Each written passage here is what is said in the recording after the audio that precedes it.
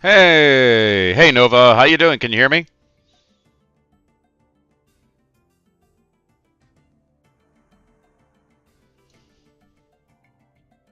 Let me know if you can hear me, Nova.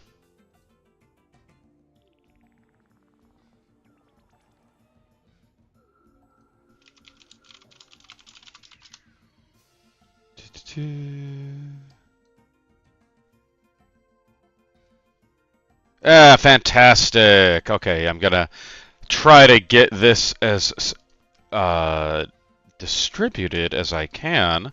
This is a very important game for me, and I want to make sure I can get the link out as far and wide as I can. Do do do. So I'm struggling. Bear with me. Do do do. That's the one I need.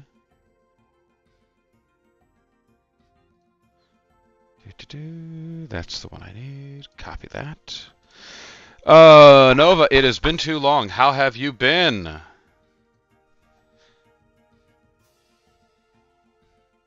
Can you see the credits rolling, Nova?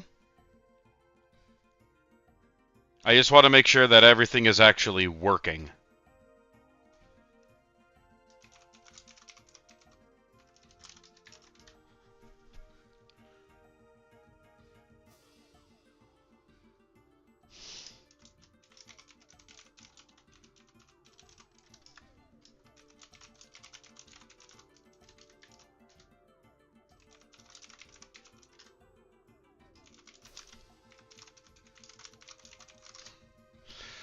Da, da, da. Okay, fantastic. You can see everything.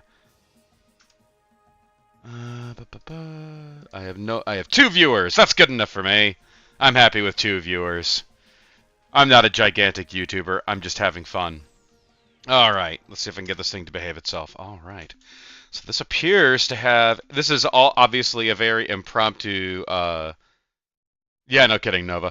This is a very impromptu stream. I suddenly realized that I didn't have to suddenly go off to the middle of nowhere, Pennsylvania, so I have a free morning and early afternoon. So I came online and remembered that this game is released today. I will be doing another stream of this on Friday.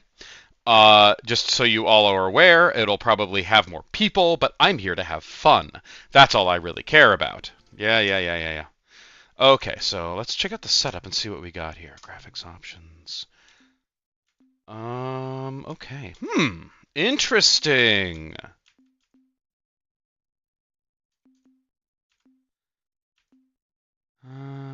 Interesting.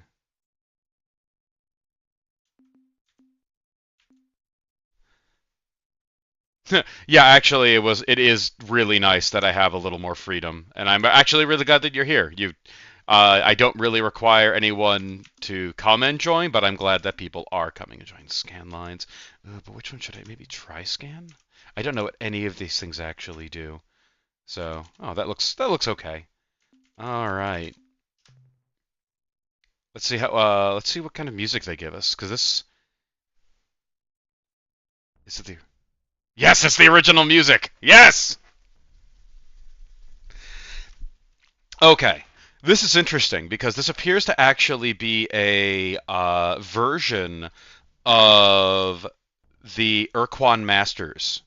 Um, yeah, come on. Let's see. Hey! I am here because the Union always goes, Matthew. That is, in fact, the best reason to join us. Almost as good as the actual release of this game on Steam. Yeah, everyone. Who else do we have here? I can't actually see who's there. That's the downside. Oh, here we go. Participants. So it's me, Matthew Adami. Hey, Matthew. Uh, I have evidently. I don't know if that if Captain Fuller is in yet. He's going to come and make fun of me in live action. But I love this music and I love this old classic sci-fi art. This game appears to be a bare bones porting of the Urquan Masters open source game, which is great because there's a lot of different options for making the game look better. And a lot of I don't know if there are the audio options. It's running the classic audio right now. I haven't really dug deep into the settings, but this game in particular is one of the most formative games that I have ever played. This game is insanely important to me in every possible imagination of the term. I played this game when I was in grade school, and given how frickin' old I am, that is that's saying something. You know, when I was like, God, 10 years old, I think I played this game. And this game, in return, is what did so much to actually form the sci-fi genre of all video gaming as a result. And the best part is now that it's free. You can get it for free.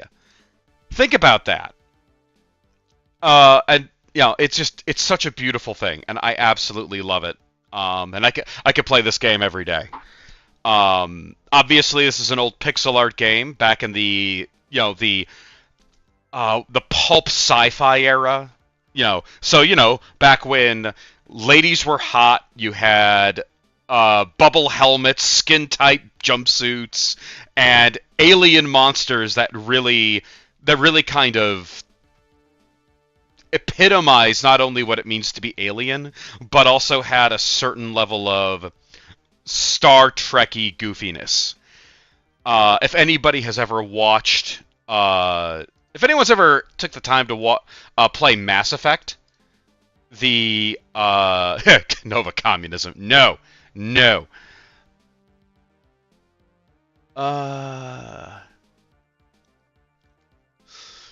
But yeah, it's not communism. This game sold and earned the guys who made it a lot of money. Okay, so as you can all see, the default name should look familiar. That's actually this is where I got my name. Okay, now I want to make one important point. In the actual 3DO version of the game, by the way, the best game for the old 3DO, it didn't have the C, it only had a K, and I think that was due to a character restriction. I think they removed that as a result. Let's see if I can figure the control. Okay, so it's classic PC controls. That means you're using up, down, left, right. But yeah, this is the game where I get the name for my character from. My YouTube name. Because that's, again, just how important the game was. So I am controlling the ship, though admittedly I'm controlling it poorly. I'm at Venus. When ladies were hot, how have they ever... Well, maybe not for you, Nova, but yeah. Alright, let's see if I can... I have to... It's fun because I have to actually... I missed Earth! Oh my god, here I am saying that I'm good at this game, and of course I can't even reach the planet Earth. Alright, here we go. And we get to see our first alien exposure. Oh my god, it's my ex.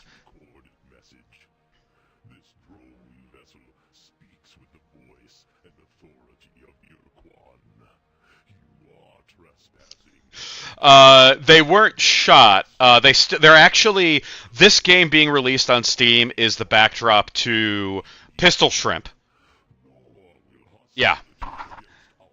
Pistol Shrimp, who are the original creators of Star Control 1 and 2, they are releasing, at last, after forever, a sequel to this game that is a proper sequel, not Star Control 3, which is not a sequel to anything. It is a game made by a bunch of other people who had no idea what they were doing. And the legal fighting over the Star Control franchise has been one of the most dramatic and amazing stories to follow, because everybody, I think, knew how important Star Control was to science fiction gaming, and everyone wanted to own it, and they would do anything to get it.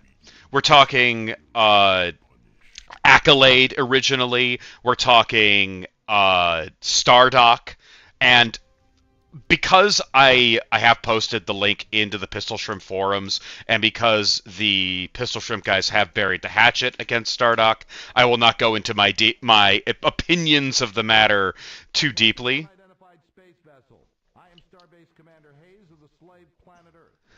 Designed by committee and that were incompetent. Yes.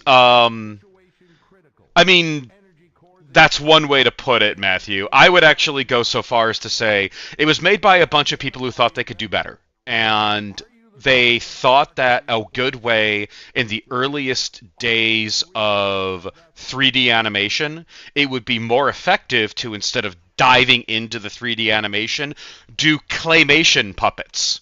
And it didn't work well. Some of the claymation puppets were actually really good. I love the Chenjesu. They were actually, I could imagine that as being the Chenjesu. Everything else looked like dog water, and the worst of all were the Sirene, who are supposed to be over the top beautiful space sirens like from the really really old pulp comics. Pulp sci-fi novels and comics. The kind of thing that you used to see, like, that have been replaced by tacky romance novels to this day. So, yeah, the people who made Star Control 3 did a very poor job. I would say the people who made the newest Star Control game have done a pretty poor job as well, but it is a testament to this game's longevity that it is still being played and is still available. All right, let's see. What am I... Again, we're talking about a game that was made in the earliest era of DOS gaming, and we have options, and all of the options have voice acting. Happy days and jubilation, Captain Capacitor! How are you doing? It is, in fact, a happy day. It is, in fact, smiley time. But remember, do not frumple. Frumpling is bad. Let's do with... There we go. And welcome. Welcome, Captain Capacitor. Welcome to the Navis Nobilite stream. We're going to be playing this game for quite a bit, so people will come and go. I'm happy with no viewers. I love this game too much. Oh, good. I'm glad. All right. We need to go find radioactive elements. So...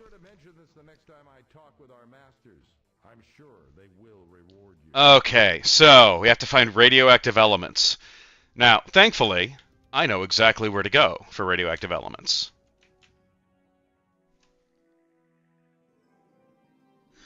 No, frumple, sir. You must not frumple. To frumple is bad.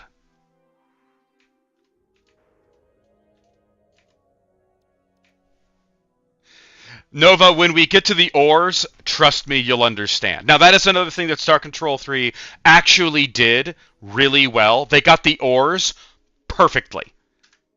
So, again, clock can be right twice a day. A broken clock can be right twice. Star Control 3, by any chance? Okay, let's see how badly I fuck this up. Ooh. How do I get out? Okay, it's shift. All right. Bit quiet. It may be just a me issue. I actually keep the quiet a little lower. It is a from pull with a P, Nova. I keep the sound a little bit low because I need to be able to talk. I can adjust it later, but I can't really adjust it right now. I am not that good with Streamlabs.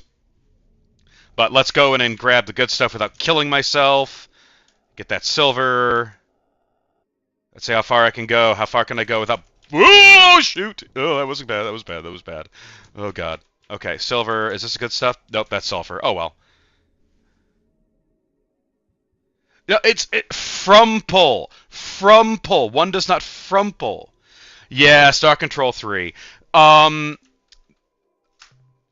saddest part about Star Control 3 is that it was a really cool idea. They wanted to bring in empire building mechanics, and they almost did it right. But they were just so incredibly dishonest and ultimately just awful about the... what does it mean to frumple? I'll explain in a moment, Nova. The problem is that they did such a poor job storytelling and getting the alien races right. And, of course, the greatest crime of all, which is they didn't add the Supox in. Which, again, you will all... over the course of playing the game, you will see what I mean by that. You want to know what frumple means? That's a great question. If I knew the answer to that, I think we would know a great deal more about the ores. But we do know that frumple is bad. So, to give you an idea of the community behind Star Control in general, there is a race called the Ors. Their language is so complex that the translation computer cannot handle it, so a lot of best guesses are added in, and you'll see them when we find them. We will probably spot the Ors during this gameplay. But they have a lot of these words that don't make any sense. Ooh, there we go. Look at that. What a beauty. A lot of rads. Now, oh, that's a little shaky. Okay, try to get the... So any world that... The more brightly colored the planet, usually the better the better the resources. So again, this game has resource collecting. The resources are color-coded, so orange is radioactive. They are the second best thing you can find. Yeah, we don't want to die. Dying equal bad. So just for your information, I did mention this earlier, Captain... Oh, we have more people! Hello, everyone! Thank you all so much for coming and enjoying this wonderful game. It is free. Free on Steam. This game literally gave the basis of everything in Mass Effect. All 3 games. This game is literally the better than Mass Effect, and it's freaking free online. So get your asses this game.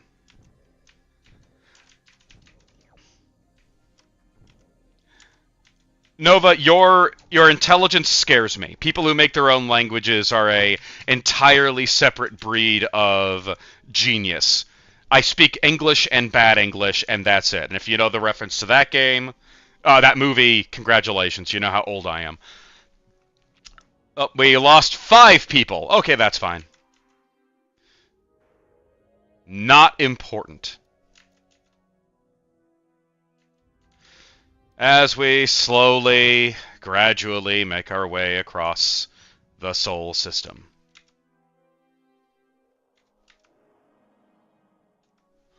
Ugh, so slow.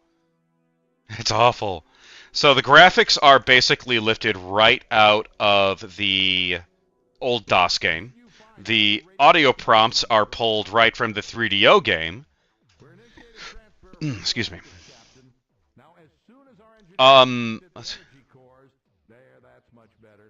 Yeah, Mass Effect 3 ended poorly. It was a great game up until the last 5 minutes. What the hell kind of ship is that?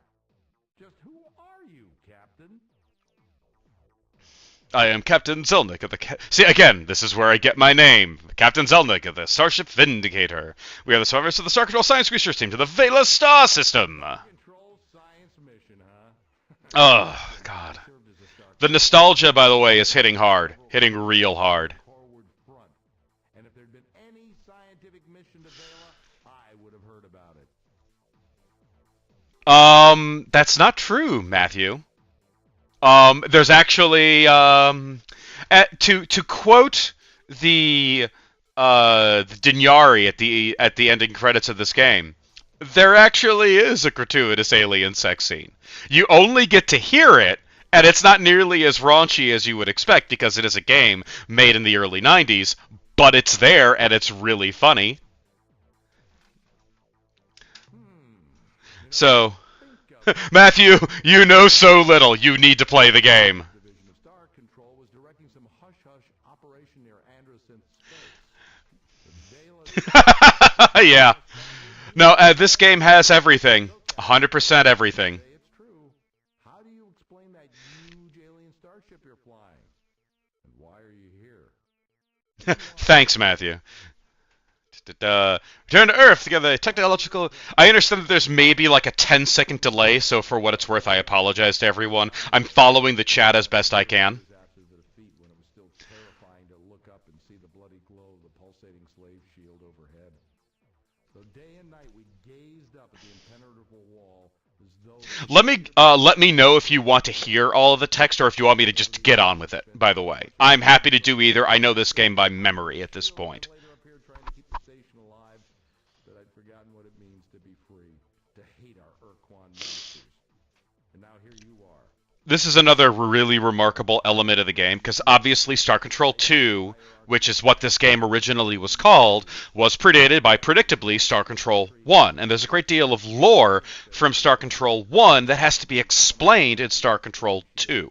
Now, when this game was released, it had this excellent little book that had all of the information in it, because Star Control 1 really didn't have a lot of lore. It was a kind of jumping battle galaxy fighting simulator. Yeah. Yeah, absolutely, Nova. This game really does have everything, including Monty Python comedy. So, if you want to learn what happened in the first game compared to the second game, you talk to people. But not only that, you learn the perspectives of those wars from different people. You learn it from the humans. You can learn it from the you learn it from the bad guys. You can actually go and talk to the Urquan, who are the bad guys, and learn it from them. You can go to all of the Thrall races, and they will tell you how the war went for them, and all of the consequences of that war. So, it is it's a testament to this game's incredible writing. Now, the voice acting, some of the voice acting is excellent. Some of the voice acting leaves something to be desired, but hey. Matthew, that's a really interesting question. You'll have to wait and see. Nova, you need to watch the actual Flying Circus. You really do. If you think Holy Grail is good, Flying Circus is vastly better. Okay, we're on the moon! Hooray! For the lunar... Oop, wrong button. I'm talented. Okay. I have to get used to the controls. Okay, so enter is shoot. Alright. There's the base. Report from surface. These reports are some of the best things in the game.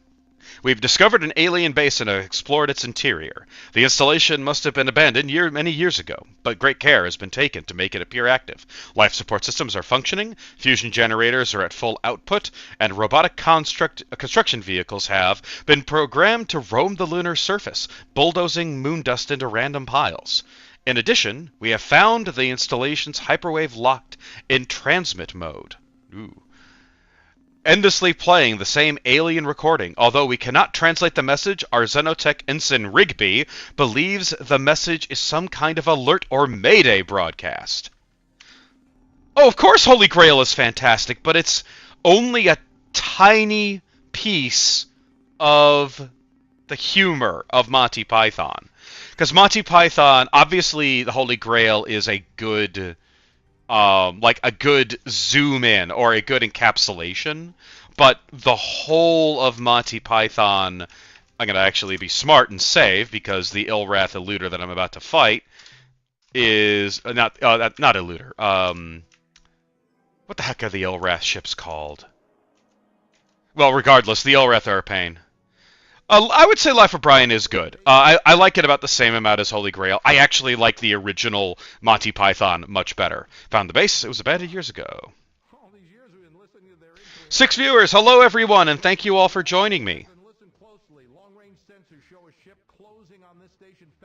Oh, no. It's the Avenger. That's right. Ilrath Avengers. Let's watch me lose horribly in the very first moments of this. I'm just not used to the controls. And now we get to meet our first alien. The Ilrath! I love these guys.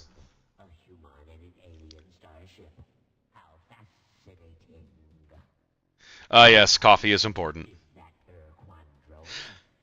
I like some of Blackadder. I think Blackadder ended poorly.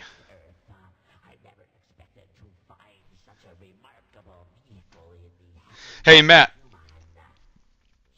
I hope you enjoy this perfect rendition of your ex.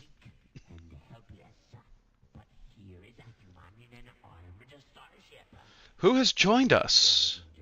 I am curious.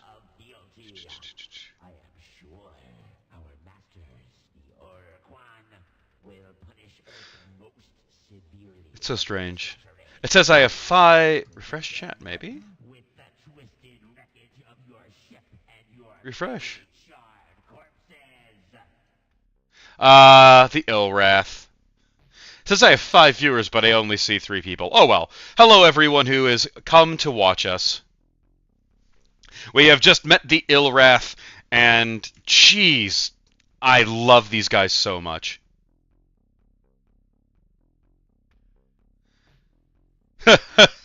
Yes. Allens? You mean alien? I hope you mean aliens, Nova. I really hope you mean aliens. Okay, let's see. Now, of all of these are hilarious. Have hilarious responses. You have to actually play the game again to see what they all say. But I am going to go with the ballsy answer.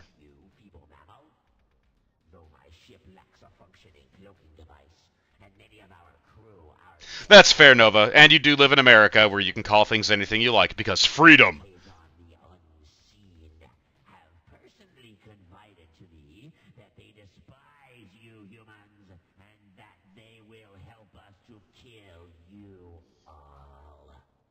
You know, it's this kind of alien that really justifies the 40k viewpoint of destroy the alien. Oh, this is bad. Oh, this is so bad. Oh, I knew this was going to happen. Yep. Okay. Bad warp. Bad warp. Oh, God, that's so terrible. Oh, no. Oh, I'm going to have to... I'm going to have to reload that. Oh, I hate it when it does that to me. Yeah. The new Alliance of Free Stars. I'm going to actually... I'm going to save scum a little bit, because save scumming is acceptable. Yep. Yeah. Yeah. The thing is, there are 2 ways that fight can go. You can either absolutely cream the Illwrath, or they just warp in right next to you and destroy you. And I like keeping my my Terran cruiser. So, all right, let's try this again. It's embarrassing, I know, but what are you supposed to do? You can't win that way. Oh no, the aliens do not look humanoid. There's only 2, I think, that are definitively humanoid, and maybe 2.5 with the Umga. Yeah, but the aliens are very much not humanoid in this. They take from other stereotypes. Oh, that is so much better. That is so much better. There we go. Yeah! Oh, and also, human ships are not good in this game. You have to find help.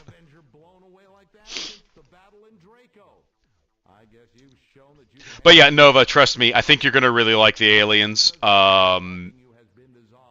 all wonderful. We may get our atoms rearranged in the process, but by God, Captain, we're going to try. So the obvious first step is to get the precursor equipment and software over here so that we can make it work with our ship repair fabricators.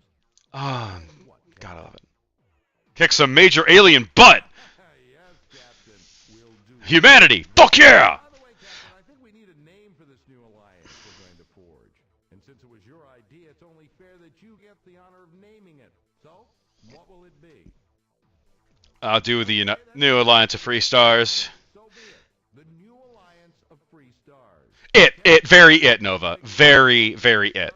Take at least 2 weeks, so let's get But to work. Okay, so Good news to report, Captain. We have successfully integrated the precursor technology from your ship into our fabricator system, and as you can see, we've already begun minor repairs on your ship, patching up some of the micro... yeah. Just explains what I can do. I'm going to offload the minerals so I can get a little bit of cash. Not a bad...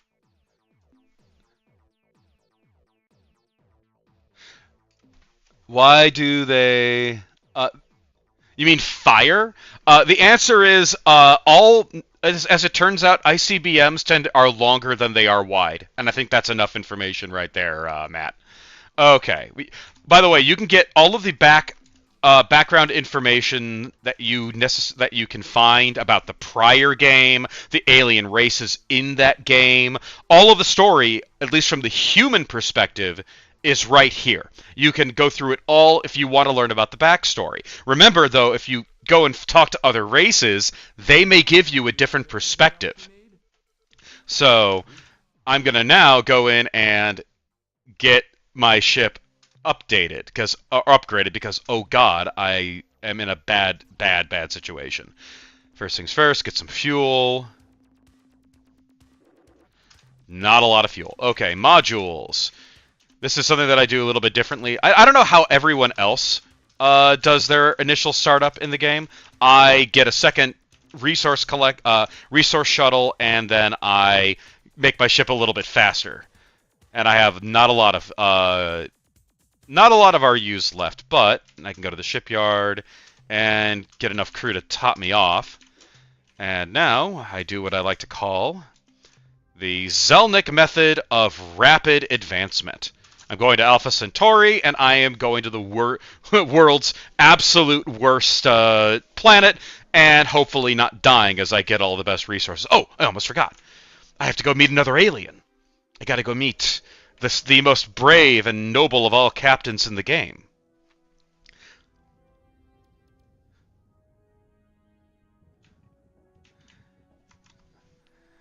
I have to go and meet the man, the myth, the legend.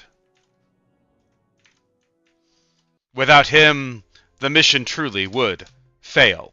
Without his incredible skill and knowledge. Yes, I'm going to run away. That is absolutely correct. And that the irony of that statement hopefully will be made apparent when I meet them.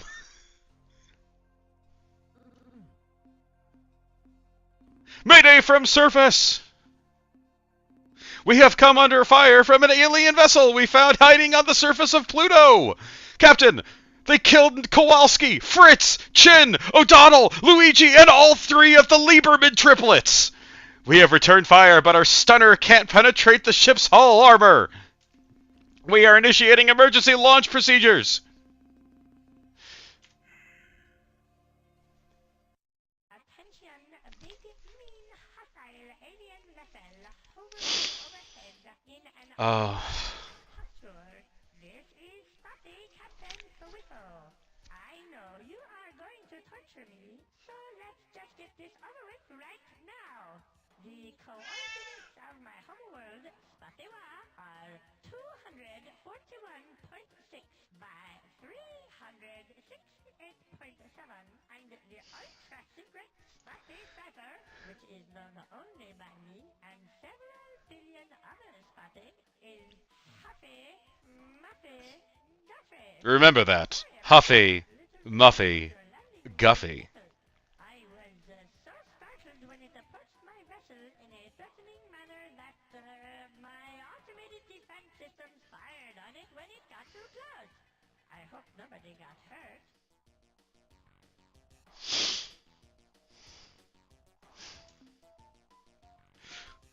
We come in peace and mean you no harm! Because your statement is often just a more polite way of saying, attention alien vessel, identify yourself or be destroyed. In any event, I am Spotty Captain Toriko of the void ship Star Runner, placed here in this planetary system as part of the powerful Earth-Tower, the Star Force, which our master, the Earth-One, established here to make sure the Earthlings don't do anything tricky. Tricky. Remember that. Tricky. I love these guys. These guys are amazing. About 20 years ago, this region of space was dominated by a loose confederation known as the Alliance of Free Stars, which was composed of the aliens native to these parts who did not want to be enslaved. They made a valiant effort against the superior Urkon forces. It even looked like they might miraculously defeat the combined Urkon armada, right up to the point at which the Urkon totally defeated, indeed annihilated them. Annihilated them. When the Urkon armada entered the system to subjugate formerly the Earthlings, the Urkon presented the humans with the standard slave options. Join the hierarchy as combat roles and retain some autonomy, including the right to travel through space, or become a fellow species and return to pre-atomic savagery on the surface of their homeworld, encased for all time beneath an impenetrable force shield. The humans chose the latter option, and so were swiftly imprisoned on the surface of Earth.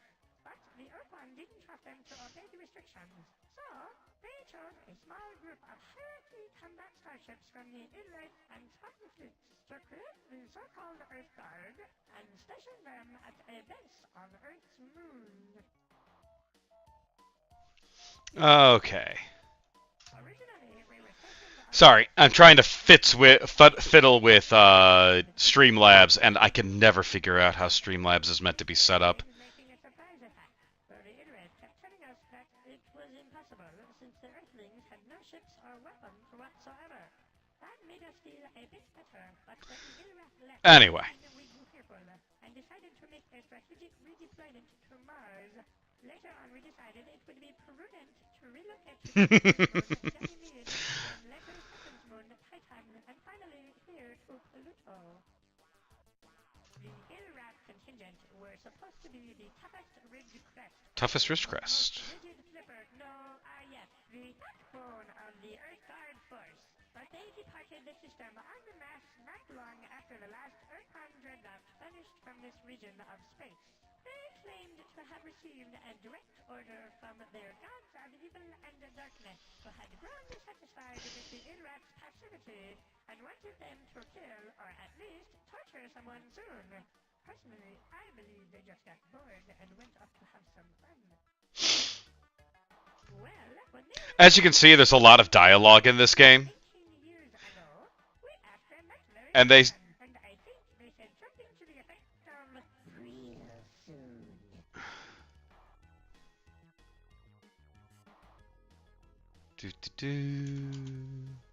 We decided that if the Earthlings figured out we had abandoned the base on Luna, they would be more likely to try something sneaky. So, we rigged up some old service androids and ordered them to drive around on the lunar surface in bulldozers, endlessly pushing around the same piles of dirt.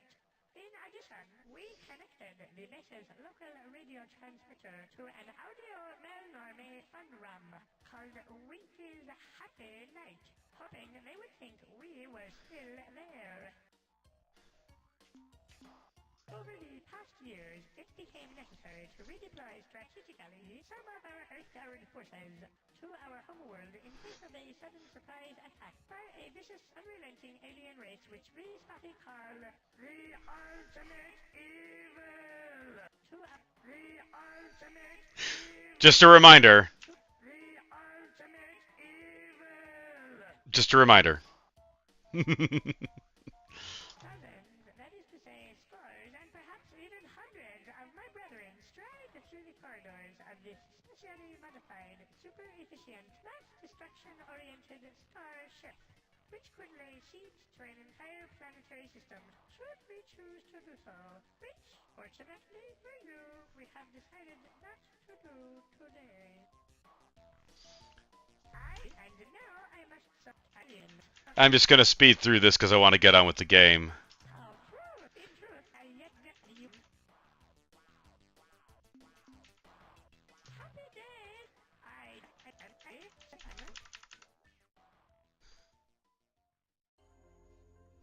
Okay.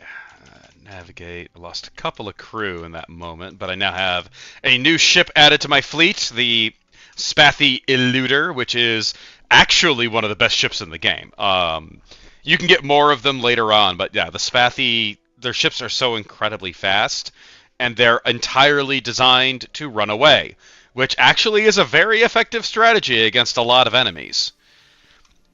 And the best music ever. I love hyperspace music.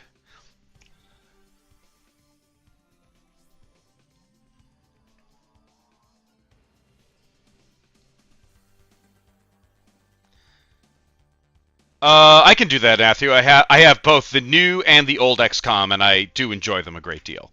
So yeah, I can definitely do that, Matthew. Oh, there's the Melnorme.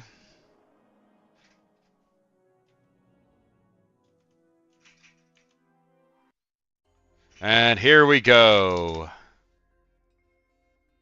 The peanut butter question. Should I be worried? Okay, deep breath. I'm probably going to die. Let's do this. Oh, am I going to land on it? Yes, I landed on it. Perfect. Okay. What is the peanut butter question, Nova? Deep breaths. 1, 2. Okay, good. Whew, okay. So this is very much based on the 3DO version. Things are a little less insane. Ow. Little less insane, but not by much, than on the more modded up version.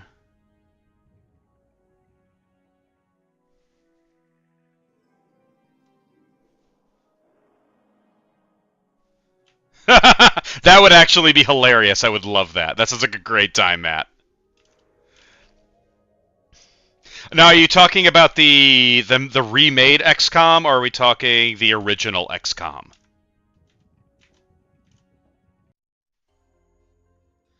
Oh, Crunchy. Okay. Always crunchy peanut butter. Creamy peanut butter is embarrassing. I disagree. My wife disagrees with me, but yeah. The answer is yes. Oh no! Oh god. As everything comes and kills me. Yes, I can play the original. I do have it. Got it. Okay. UFO extender mod?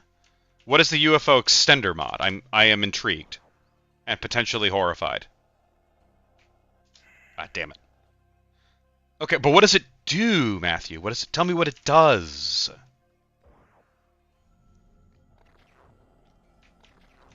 Ah! Ouch.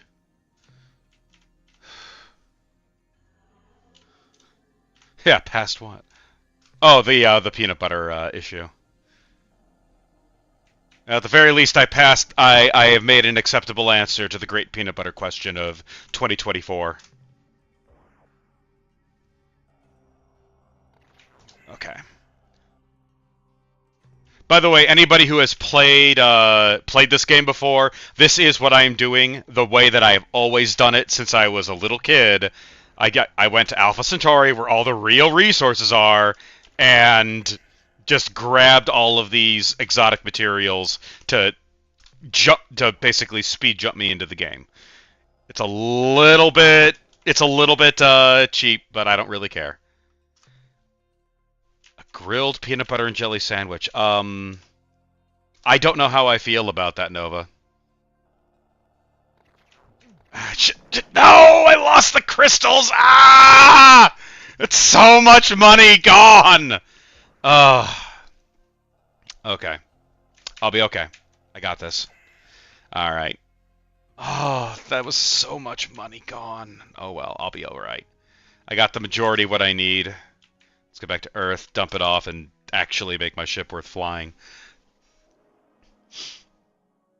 All right. So now that I have the autopilot going, I can actually look up what is this UFO extender mod. What is the UFO extender mod? UFO from UFOpedia.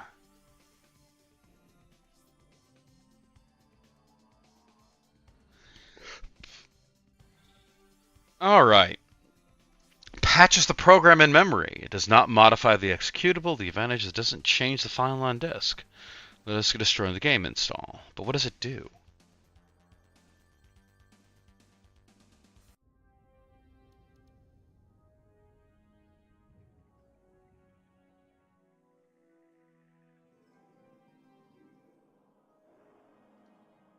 Okay, for mods, open XCOM.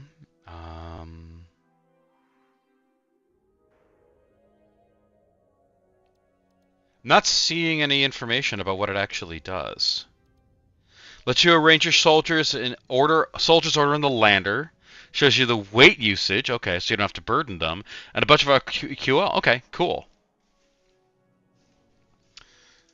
That does actually sound like a huge improvement. Though, again, in XCOM, I tend to speed run flying armor and blaster bombs, and my answer to the alien question is tactical thermonuclear devices against everything. And then I get psychic abilities and just control the bad guys from there. So, alright, let's dump off our stuff. Good haul, but it could have been so much better. Alright, now I can repair the damage. That's a lot of damage!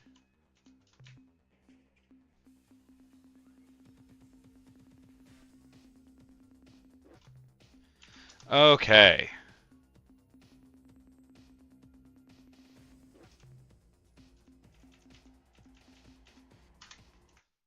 Alright, outfit this, get those modules going.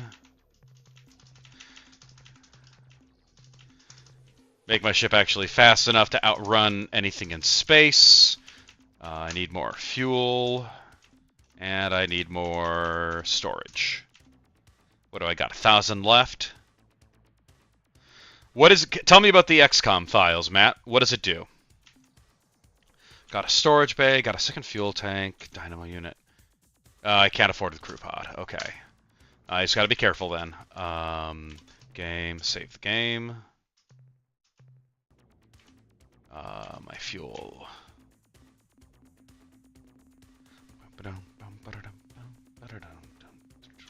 Alright.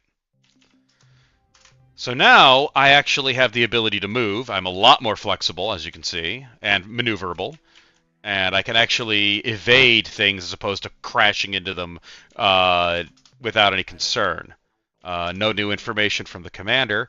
So now, here's the thing about this game. Once you've basically done exactly what I've done, you got enough resources to make your ship fast and maneuverable.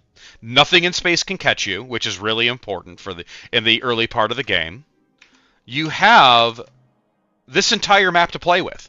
Every one of those little dots is a star. And I can go anywhere. I know this, and every time you meet a new alien race, their sphere of influence is revealed to you.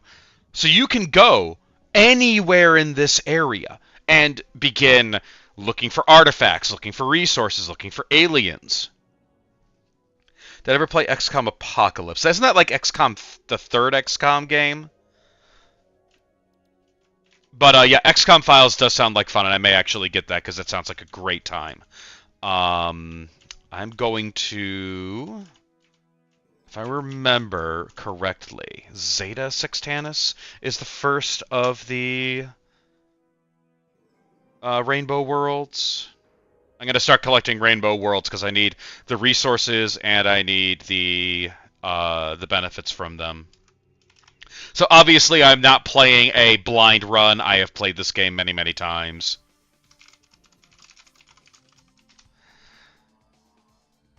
Okay. I've been playing for about an hour. Works for me.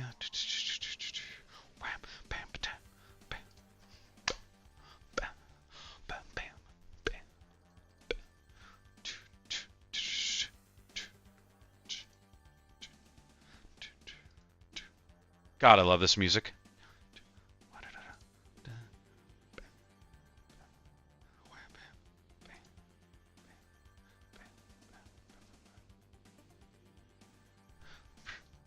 Let's double check. It's Epsilon Sextanus. There we go.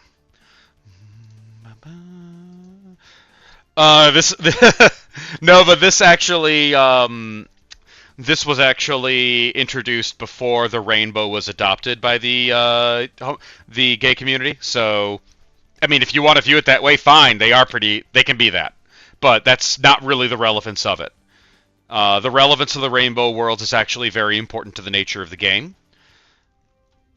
And they're.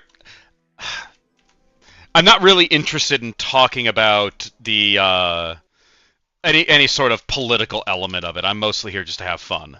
So these were made a long time ago, and the Rainbow Worlds to people who play Star Control are very important because they are a huge hinge point on the nature of the game and a great deal of the mysteries of the game. Because most of the mysteries of Star Control have never been actually answered. And that's one of the beauties of the game. They actually spent their time not explaining all of the great mysteries of the universe. They just added more mysteries to it. So, because the Rainbow Worlds are these mysterious planets where all sensors are scattered off of it. So it just kind of gives an oil sheen rainbow coloration to them on your ship's scanners. But if you ever actually go down onto them, they look like a normal planet. What do we got? Ooh, Plutonic world. Okay, so this information here is actually very important. The temperature, so it's a very cold world, so that means not a lot of those fires we saw. Weather is class 2, so there's some earthquakes, not a lot, but the tectonics class 4 are going to cause me a lot of trouble. So let's see if I can do this without dying. Oh yeah, that's a lot of tectonics. Let's see if I can avoid them.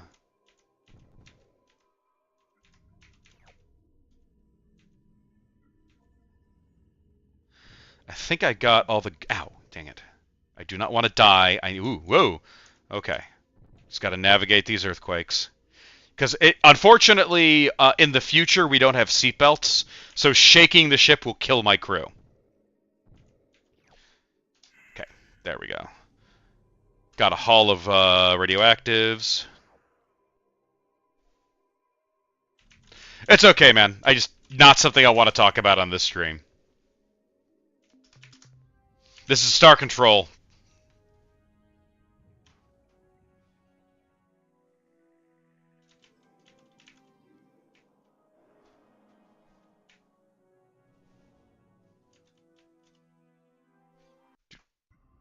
What do we got? A cyanic world. So all of the world types mean something. It'll tell you typically the kind of resources that you can find on these worlds. Obviously, some worlds are better than others. Like, the best worlds ever are obviously Diamond Worlds, Sapphire Worlds, Ruby Worlds. There are the Rainbow Worlds, which have a ton of resources.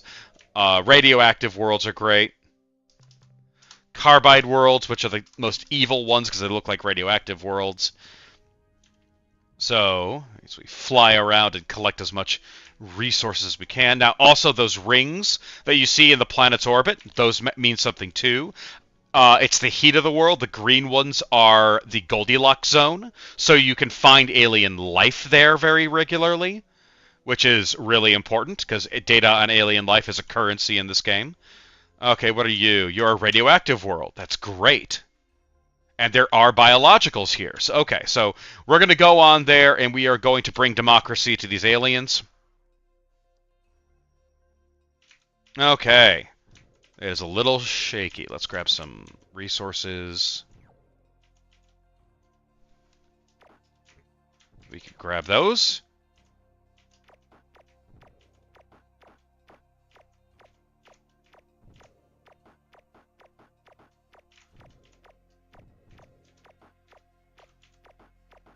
Dang it. There we go. God, these guys don't give a lot of data. Grab that radium. Get away! Get away! I don't want to get eaten by you. Oh god, oh god, oh god, it's coming.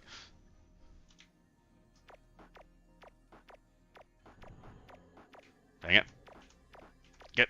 Uh-oh. Time to leave.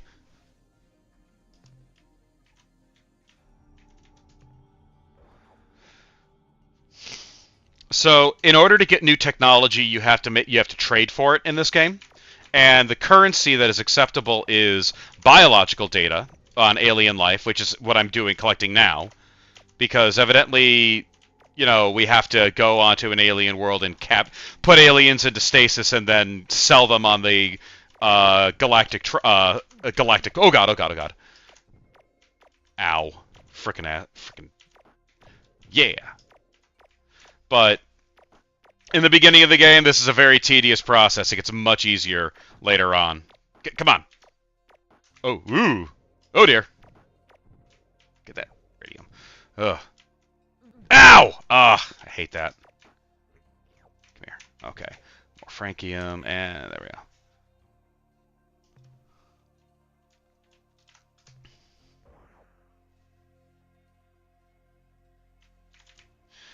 Oh, this is slow and tedious, but 100% essential. Absolutely, that is exactly what it is. Obviously, these aliens are not intelligent, but, you know, we are putting them into stasis and we are selling them to aliens, so, yeah, it is what it is.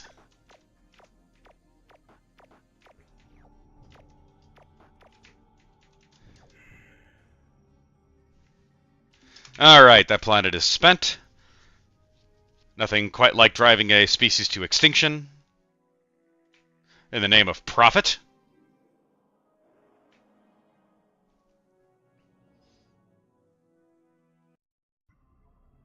Okay, a cyanic world. There are biologicals here, but not much else. Let's see if these biologicals are worth getting, or if they're going to here. Oh, yes, they are. Oop, that was the wrong button. I'm very talented. Okay. Those little guys are the best. They have the best return. These guys kind of suck, but something is better than nothing. Come here. Come here. Come here. Yeah. Boom. Much better. I very well may be. Remember, the Ferengi, unlike humanity, have had no atrocities in their history. Yeah, the funny thing about the Ferengi and the nature of Star Trek is that the Ferengi were originally designed to be a replacement to the Klingons because the Klingons became quote unquote good, and they actually created a race that are unironically and hilariously better than the Federation, despite the fact that they do everything in their power to demonize them. You know, the Ferengi have never had a global atrocity. Humanity absolutely has. Hell, the nicest aliens ever, the Vulcans, spent most of their history killing one another dramatically. I really like the Ferengi. I think they're hilarious.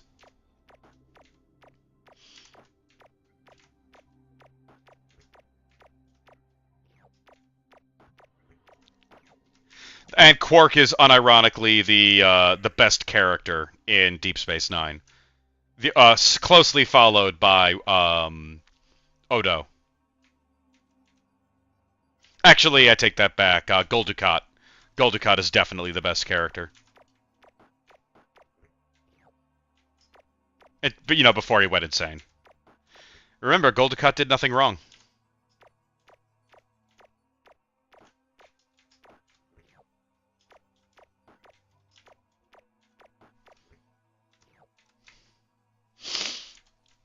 Oh, that's fair, Nova.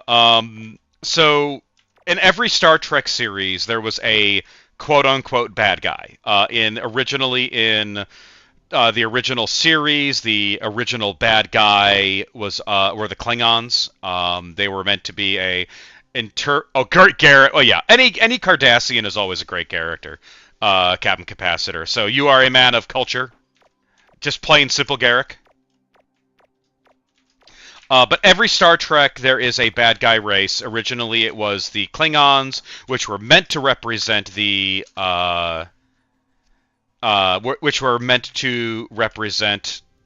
Soviet Union. There were, of course, other bad guys like the Romulans, who were meant to be the mysterious and unknown enemy, and nobody knew what they looked like for a very, very long time. And then you had, this is a treasure world. Well, I'm not upset about that. It's just this is not what I wanted, but it is hot as balls. So I'm actually going to avoid this for now. Where was it? Delta Sixtanus, maybe? Let's try Delta Sixtanus. It's supposed to be a rainbow world here. So in the Next Generation, there were Klingon involvement, but it was really the Borg that became the baddies. But originally in the Next Generation, the bad guys were meant to be the Ferengi. Because you know, they were supposed to have an equivalent technology to... I don't think it's here either. Huh. I know it's one of these worlds. Maybe it is Zeta Sextanus. Let's just go right over to Zeta and save my fuel. But the Ferengi were meant to be the new Klingon. They had several episodes where they were just depicted as these wicked and evil creatures that were hunched over and rat-like. And then they never really manifested as a really bad character. Here we go. This is a Rainbow World. Rainbow Worlds are always yellow in Scan. But, yeah, they never manifested. And then, of course, Quark. So here we go. Rainbow World. Nasty weather, decent radioactives, and no biological. So maybe I can actually get some good resources out of this before I have to run away. Yeah, look at that. I love it. But yeah, the Cardassians became the bad guys in DS9. Then the Cardassians kind of changed in DS9. They started off as being the ready and apparent bad guy, and then there were a couple of weird redemption arcs that involved them. Then, of course, the Dominion War happened, which I always actually felt was a not necessarily the best, not necessarily the best story arc. A lot of people liked it. I looked at it and went, "This is actually just the Borg again. Hooray, more Borg." All right, that was actually a really good haul. We actually got a lot of really good resources out of it, and okay. What's my let me just check so I can actually get back home. Oh, excuse me. I do not mean to sneeze at you. Okay, maybe I'll go to Zeman. Actually, no. I have a Rainbow World location and some biologicals. So I'm going to keep on going. Then I'm going to go strand myself in the middle of space. Why? Because. Yeah. That is a common problem, but and trust me, it was a meme for quite a while. But all Star Treks have to have a bad guy race, and all Star Treks have to redeem the bad guy race, which to me is annoying as hell. Alkali World, nothing. A lot of worlds just have nothing. Thank you, Nova. This is actually why I like Babylon 5 a great deal more, because Babylon 5's races were always a lot more complex and a lot more interesting to me. Hold on a second, my wife has texted me.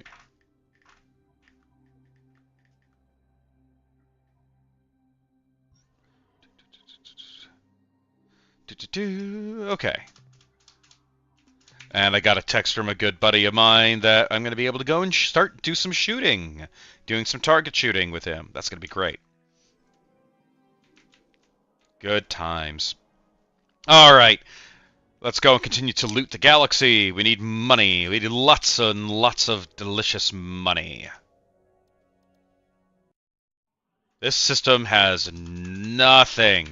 Okay, aside from the Rainbow World itself. Alright, let's see what we got. Let's hop and skip and jump our way across.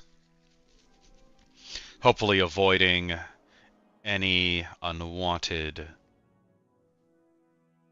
Because we're actually going to be encountering the Zokfuk Pick here pretty soon, and then we're going to be encountering the Pakunk. So we're actually going to see some alien races. So if you see that little black dot, that means there's an alien... Oh, I'm not going here, nope. I have never fired black powder, but I really, really want to. Oh, cut anything you want out of context. I actually have to go and purchase my first firearm here pretty soon. So that's one of the reasons why I'm going off and getting as much education as I can. So... this music helped define the kind of music that I loved. I get it. I get it, Matt. Everyone makes fun of the name. I love the Zokfok pick. They're wonderful. And this is just wow, what a barren, barren fucking wasteland. Lovely. Sure, we'll go with that. At least you're getting the Zok right. Hydrocarpet World. Nope. Okay, let's... What do we got? Let's go over to Zeman.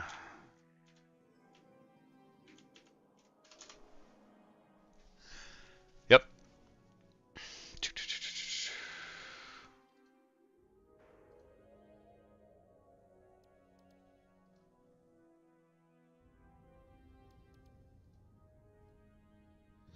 Everything is good.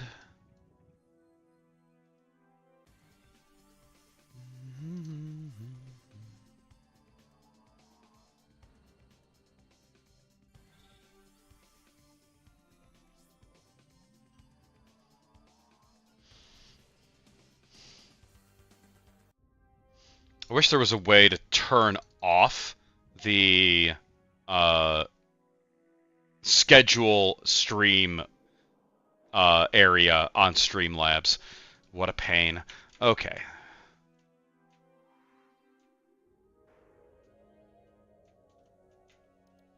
Let's see what we have here on Zeman. Everything is hot. Everything is super hot. Organic World. Nope. Nothing worth looking at. What do we got here? Lathanide World. Wow! That's a lot of stuff. Terrible tectonics and terrible temperatures. Alkali. Nope.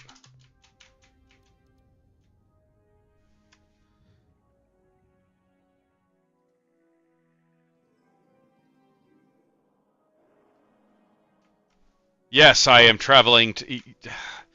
Everything has to be... Oh, there we go. Here we are! I am Trade Master Greenish, in command of the Melnome starship, inevitably successful in all circumstances. I bid you a formal welcome, Captain. Though we Melnome have just recently arrived in this region of space, we have long desired to make contact with your species and look forward to an extended, profitable relationship. If Pistol Shrimp does not have the Melnorme in Precursor's Children, they will have failed fundamentally at making the game. The Melnorme are amazing. I love the voice acting here. I just love these guys. They're so great. Even before our first meeting, we knew of you, Captain. Though your struggle to free Earth shall be a long and difficult challenge, fraught with great danger and mystery, we have great confidence in you and your abilities. We gathered How did you know about us before meeting us? from 1,000 secret sources in space and time. Our Oh yeah, the Melnorme are so cool. Nova, these guys are so awesome. supply that your species I love... debt to us for centuries. For an alien race that you encounter and interact with so much, because this is where you get new technology, you learn absolutely nothing about them, and they refuse to tell you anything. In fact, if you insist at any point in demanding something for free, they will attack you. Because Our origins and purposes are, frankly, mysterious, and due to several unavoidable factors, we are unable to discuss ourselves in any great detail. what are these unavoidable factors? And foremost among these factors is our unwillingness to give away information about our history, I psychology, love these guys. our unique physiology, the exact locations of homeworlds, or our potentially ominous long-range plans. However, these important and relevant pieces of information are available for a nominal sum of credits. Absolutely. Our primary trade good is information. Why, thank you, Nova. That's very kind of you. Screen, I have something which I am certain would be of incalculable value to you. We can discuss the details of this very significant information later, when we have established normal trading procedures, at which time we shall also discuss the nature of our fees. Now, if you want to piss them off and get them to attack you, you go down that talk tree. By the way, you can play this game and make everybody hate you, and you can still win the game. But it's really hard. Yes, let us get down to business. And then it goes to purple. Is your first time trading with us? We are I just gotta go back. This is just explaining what they can give you and what the currency is. Namely, you get it through biological data and Rainbow World locations. A favorite alien trope? That's a really good question. What is my favorite? That's a hard statement, because I think... Shoot. I don't think I like any alien trope. What I care about is the writing behind them is good. So some of the best writing in my opinion, from my favorite alien writer is Larry Niven, and his aliens are trope-ish. Because you have the Pearson's Puppeteers. The Pearson's Puppeteers are... Of course I do, Matthew, but everyone likes tentacles. That unironically will come up later. The Pearson's Puppeteers are the enigmatic, godlike aliens who manipulate things from behind the scenes. The Kzinti are the big, mean aliens that want to enslave humanity. What I like more is that the characters that they represent are well written. So I don't care if it's a big, mean alien. I want the character to be interesting and compelling, and I want them to make the story better. So good examples are Rex from Mass Effect. Rex and Garrus Vakarian. Garrus Vakarian is your character's best friend through 3 games. He was written extraordinarily well. Garrus Vakarian is everyone's best bro. Rex is very similar. Now, these two characters are very different. You'll find out, Nova. Don't worry. These two characters are very different, and they have different motivations. So long as they are good characters, I don't think the tropes really matter. Unless it's a really stupid trope. That's a good question, with a very interesting answer. The fee for this information is 12 million. So you cannot get 12 million credits in the game, and if you force the code to get you 12 million credits, you still can't get any of the information. You're not supposed to get that information. All right, it's time to make some sellings. So data on alien life forms. That's a good amount, actually. Rainbow World locations. Okay, time to make some purchases. First, fuel. Fill my tanks. And new technology.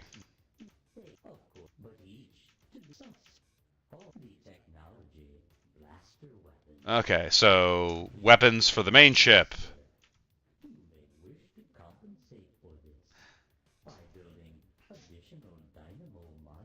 Listen, Matt, when you meet Admiral Zex, the statement that you've said really does mean something, because that little particular trope is as old as this game. So, speed. Yes, I love that statement.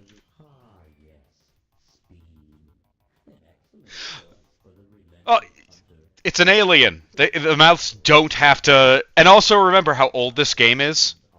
So, don't be too judgmental.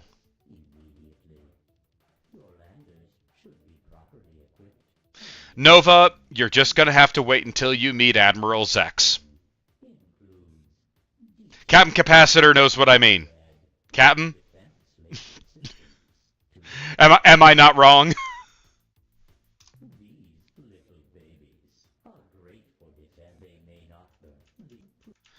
And I just got to get all of this technology. The technology doubled. Take it.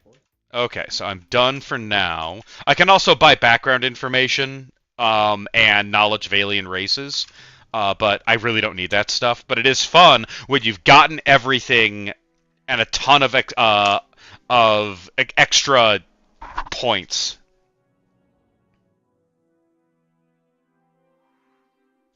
When you get a ton of extra... Ooh, I know what that is. That's a Slylandro probe. That's a bad day. But I do have... Okay, you know what? I'll fight the Slylandro probe.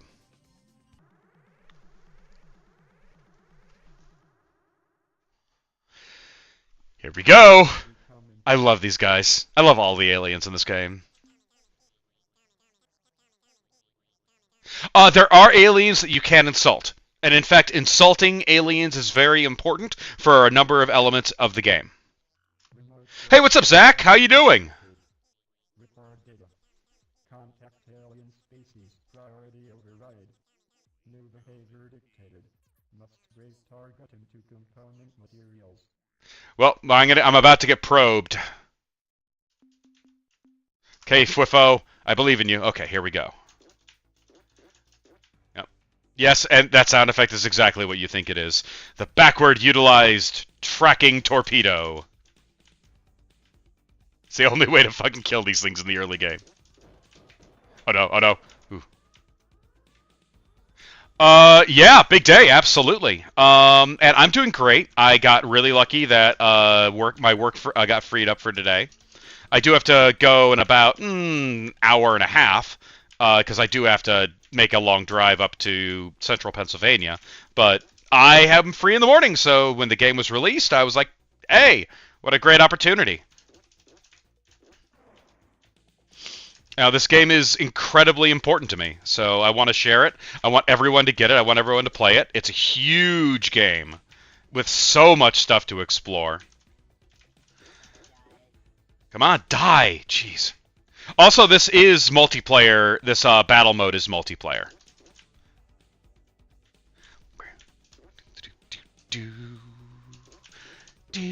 Oh god, oh god.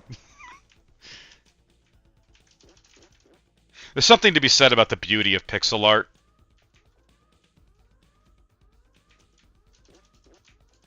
Oh, come on. There we go. Ugh. This game has everything, dude. It does, in fact, I hope you meant wormholes. And the answer is yes, it does have those. I really hope you meant that, Nova. I really do.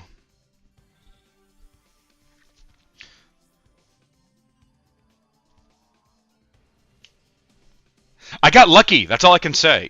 Sometimes, I've had a very, very hard couple of months at work. I've had not a lot of time to do a lot of recording. For anybody who is not originally from my original channel, this is actually dedicated to a sci-fi miniature game called Battlefleet Gothic. But I do occasionally stream sci-fi games and talk about it and, talk about the game and how good they are. This technically is part of a little sub-thing called Nostalgia Poisoning, but the game's more important to me right now, so we're going to enjoy the game. Good to see you again. Ah. Captain. I've been waiting to inform you of a new I really am glad that that's the case. You're being bathed in a broad beam Yes. transmission from the direction of the Rigel star system. Due to the broadcast's wide dispersion, we cannot discern its content. Minerals to offload. Get that stuff off. Yeah, money. Money, money, money, money, money, money, money. Okay. Goodbye, Captain.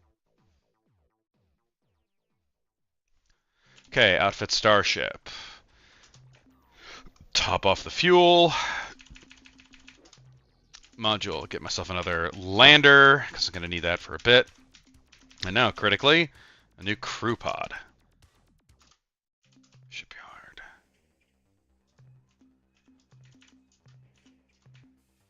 And top off my crew, so now my ship won't explode the moment an enemy looks at it funny.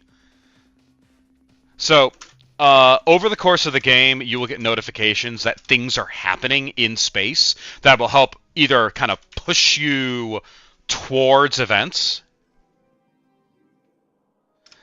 Nova, you're very naughty. Shame on you. And I just got one. Somebody's trying to communicate with Earth.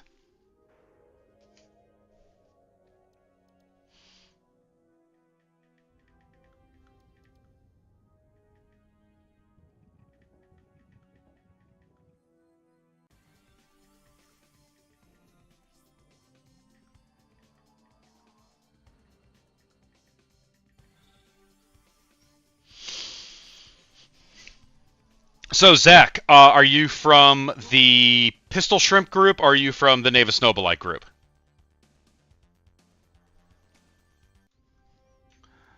All right, Rigel. Nope, not there.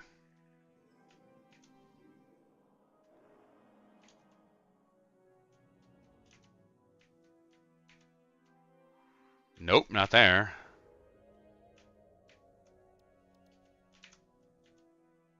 Oh, there he is. He just left. Get back here. Ah, get back here. There he is. Okay. Woo. Encounter. Yeah, basically it is the WoW signal. Yeah. Converse. Attention, Starship. We are the top hit. Yes! No hostile action. We come in peace and with goodwill. But if you make one false move, you're vapor. Don't worry. My companion is just a bit nervous. No, I'm not. And argumentative.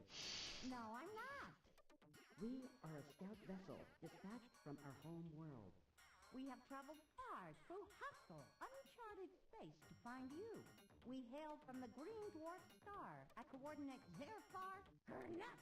Aha! Bahoy Hoi! No, you idiot. In their coordinate system. Oh, coordinates 400.0 by 543.7. Now here's the real question. Which one of the creatures is the Fot? He is. No, she is. No, I'm not. Yes, you are. Right. We've been through this a million times. That doesn't change anything. You're the bot. Right. Well, Captain, as you can see, this is a point of some contention. The WoW signal. I would be more convinced that the WoW signal was simply a instrumentation problem. The equipment at the time was not nearly as sophisticated as things are today. I think it was just a fluke. If aliens wanted to communicate with us in any meaningful way, they would have much better ways than doing it than radio. Okay. Hooray! That we finally found our saviors. Maybe. Yeah, Nova, radio is a really shitty way of communicating through space. Just so you know. It is a really shitty way of communicating. You see, our nightmare is over. This ship is from the great Crystal One's fabled alliance, the Alliance of Three Stars. Maybe. In our ancient past, 4 species evolved intelligence on our homeworld. Simultaneously. They were the Zok, The bot the Pit. and the Zabranki. We 3, the Zok, Fot, and Pit, evolved in such a way as to acquire sustenance from many sources, From airborne zooplankton from solar and ambient energies. and from rocky fungal clingers. Our favorite. The Zabranki also consumed a variety of foods, namely the Zok, the Fot, and the Pit. To survive the predations of the Zabranki, we banded together, annihilated the Zabranki. And formed the cooperative union you now encounter. We are a relatively peaceful group of species, Unless we're angry. so we find ourselves in need of help. We only need a little. So, Desperate situation. Nova, that's a really great question. I'm not an expert on it, but I would say that among the best ways of letting somebody else know you exist is actually just to set up a giant solar shade and have it send basically a series of solar shades around your star and have them rotate in a obviously artificial pattern. That's one of the easiest ways to let other alien races know you're there. Laser communication is better, but even that is a form of radiation. It can suffer from, signal degradation over space. I am not the best person to ask for that, but ultimately, really the best way is just to show up and say hi. If you're gonna try to communicate with another alien race, you might as well go all the way. Our planets are under attack from an invading horde. We do not know who they are or why they are here. We are being blown to bits. Fleets of alien ships appear out of nowhere, then unleash Yeah. terror. Oh, Dyson Swarm, but yes. Fortunately, Dyson Spheres are a little bit further down the Kardashev scale. they favor combat near strong gravity wells. Their stray shots regularly strike the surface of our planet, often with tragic results. Fortunately, they have never found our homeworld, only our colony planet. Unfortunately, all of our colonies have perished as a consequence. Okay. What can we do? The world we have prayed for. Hey, this trip's not a waste after all. More than anything, we seek an ally to help us. So these guys are really meant to be. We're having These guys are meant to be your first allies. The ships are good, but they're very easily destroyed. They're basically your first. They're baby's first starship that's better than the human cruiser, because the human cruiser is notoriously difficult to use. and if possible,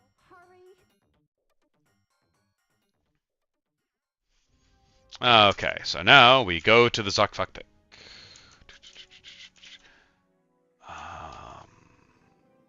If I can remember which one it is. Alpha Tukane, that's right. Oh yeah, they're great. And once I formed an official alliance, my very first one, I'm going to return and probably go and meet the Pakunk, who are absolutely ridiculous.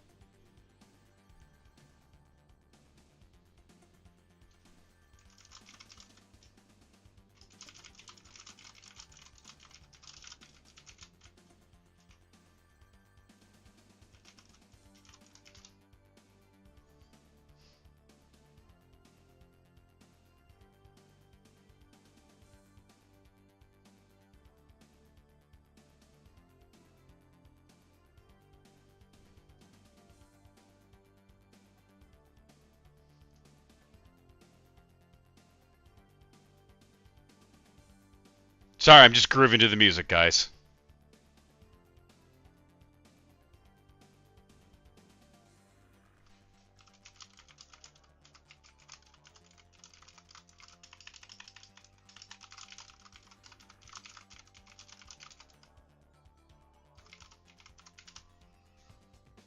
Oh, jeez, that's so bad.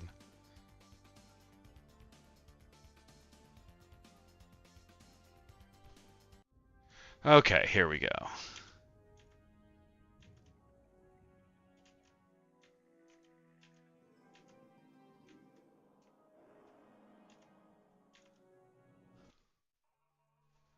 Here we go. Auric World, made entirely of gold. Gold, gold, gold. And, of course, it's covered in frickin' lightning.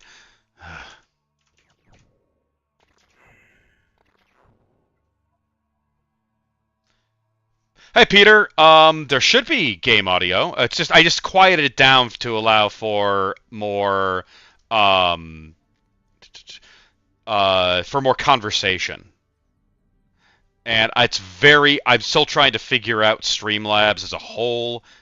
So.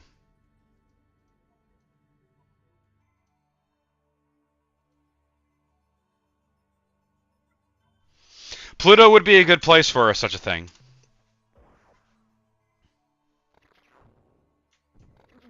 Ow. Ow. Let's get myself blasted apart by frickin' lightning.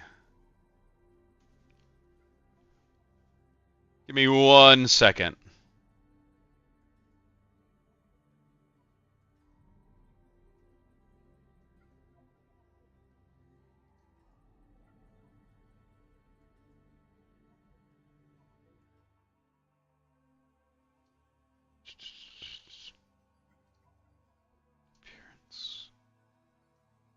There we go. That's ridiculous.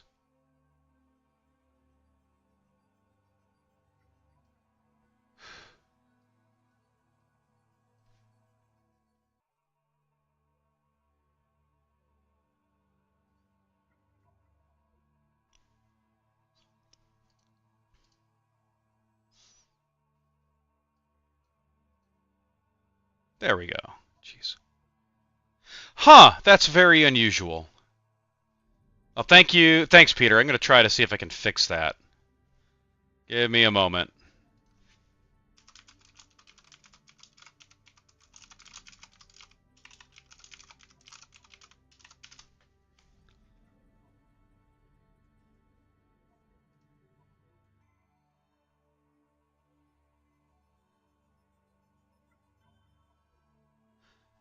If I can get it to work.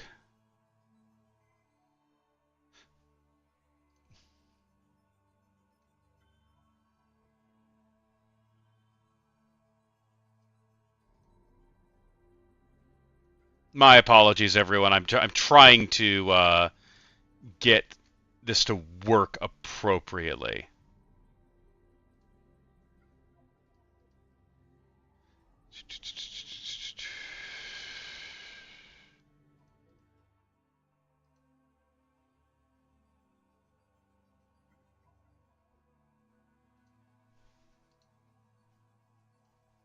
Hold on, there's probably a way I can do this. Is that better?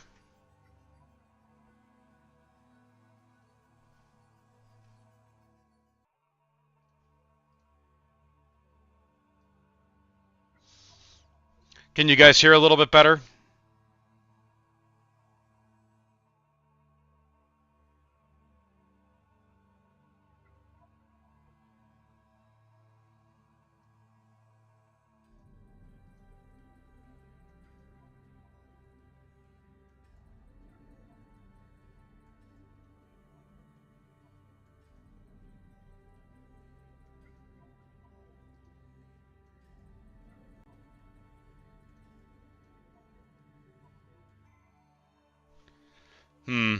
There is music going. Ah, that's what I needed. How about that? Is that better?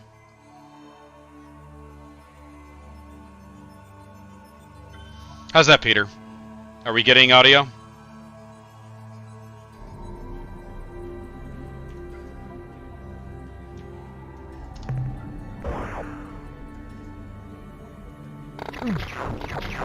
Ow.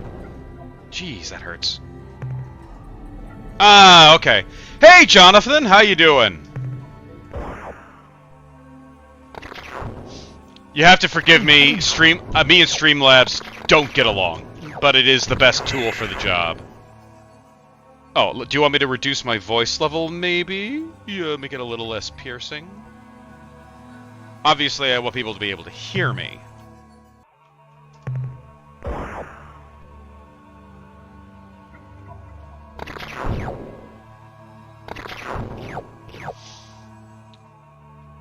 Just looting the Zokfok Pict's moon, because obviously they don't need those resources.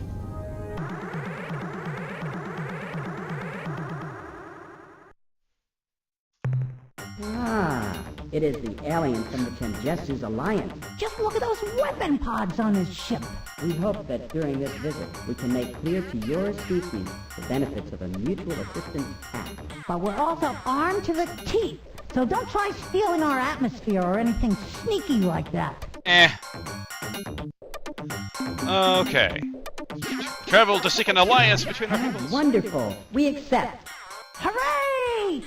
How marvelous! Yeehaw! Captain, we are delighted that your people have made this choice. Now we won't get slaughtered. In exchange for our cooperation helping you with captains and ship designs, all that we ask for is your protection. so we don't get slaughtered. We shall begin That is fulfilling amazing, our Jonathan, commitment and at welcome once. to We will Navis transport Noblite officers and our our standard designs to your Discord base community. immediately. Absolutely come to the Discord. Oh, you are probably already are on the Discord server. Definitely come there, and I will tell you this. John, you come to the Discord server, I will help you make those rules, because I'm down with it. Okay. Okay. We had a close call last week. One of those black ships was snooping around the system. But before it got to our world, some of the green ships warped in, destroyed the black vessel, and then left immediately. We got lucky. No.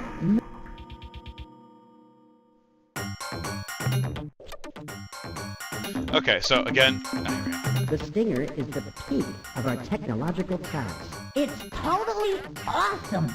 These vessels are cheap to build and can be quite effective in short-range combat. They turn on a small round thing that's real small. Remember though, against most ships, the Stinger must close distance immediately and give unrelenting tongue attacks until either the enemy or the Stinger are destroyed. phrasing. Yeah, the tonguing is the best part.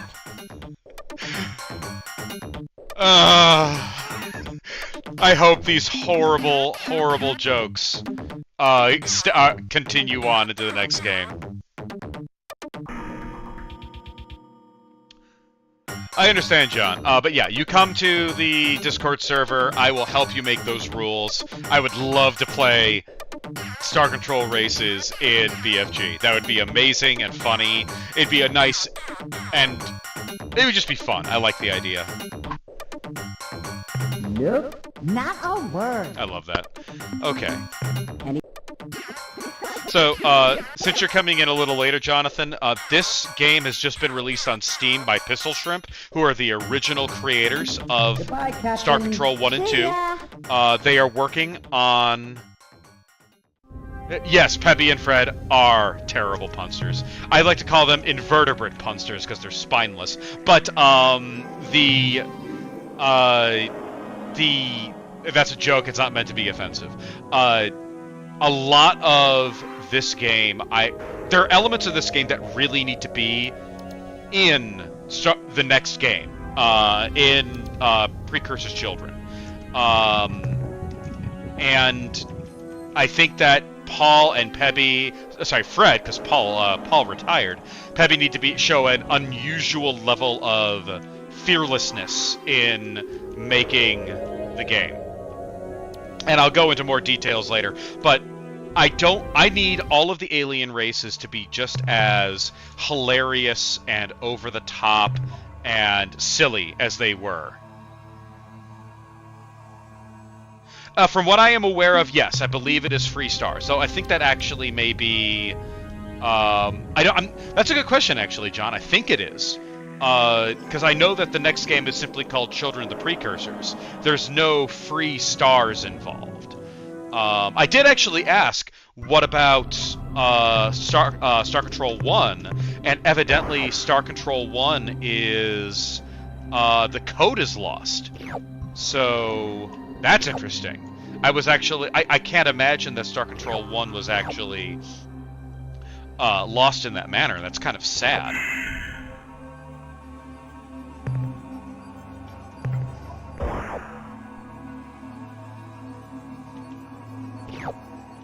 But I would have loved to see a remake of Star Control 1, but regrettably that may not be possible.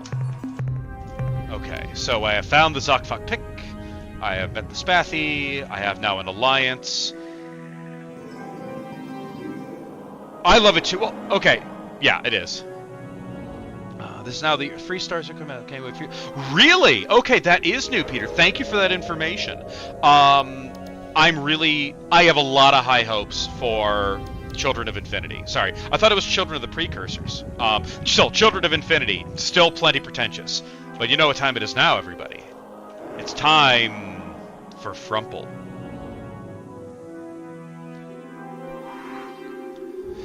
So I think that Pistol Shrimp has a tall order ahead of them. I like... Oh, this is gonna be bad. Oh, no. Oh, no. Oh, this is a bad time. Yes, this is a very bad time. Guess who's running away? Oh, no. What? A human in a precursor service vehicle? How did you escape the slave shield, human? I don't know how the Urquan are going to be encountered. Rogue. That is a really great question. We know that they were defeated. In what form the Urquan and Korra will be is they have to do it right. They won't be enemies, I think, because they've been defeated. That's a good point, John. I haven't actually really considered what the position of the Urquan will be. Submit or die, foolish human. So, important thing that people need to learn about humans. We suck as slaves. Oh, why am I here? Oh, why? Why so much why? Why would you do that to me? Ah! No, no, no. Back, damn you. Okay, I gotta get good and far away. And now I'm gonna run away. Come on, get out. Ow, ow! Why? Oh, not again! Come on, get moving. There we go. Oh, whew. I gotta duck and weave. This is not a friendly part of space.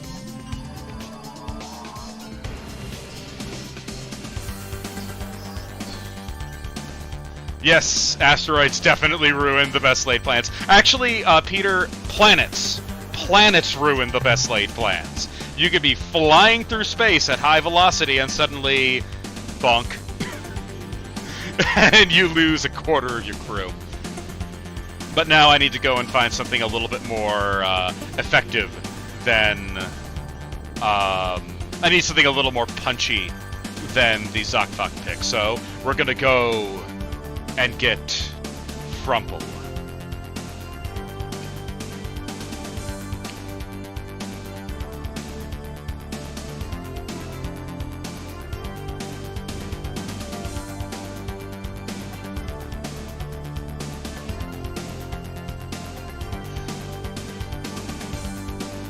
Yeah, that's a lot of yep, I'm gonna need some Flex Seal for this.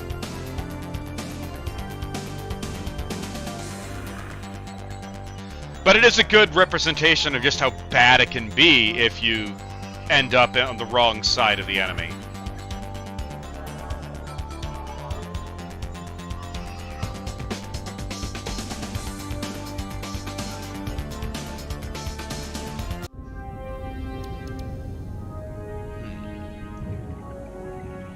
There's the Melnorme Trader. I can at least get my fuel back. Or at least some fuel. How nice to see you again, Captain. Now, what can we do for you today? I think I don't have anything to sell. Buy some fuel. Fuel. Of course. Fuel. Just get as much of it as I can get. Would you like to purchase anything else? Tennis balls? You mean the Urquan?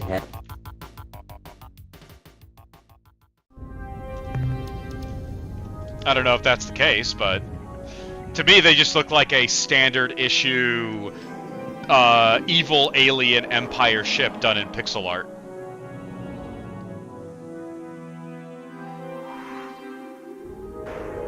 Actually, Peter, I don't think that there really should be one of those things. I like the chaotic nature of combat because, frankly, it should be chaotic. It should be a giant mess. And you don't necessarily have the benefit of a warning arrow when you're, you know, zipping around a star system trying to fight. So... what do we got? Lathanide World. There's stuff here I can take. Oh, no! No! It's terrible! No! Goodness!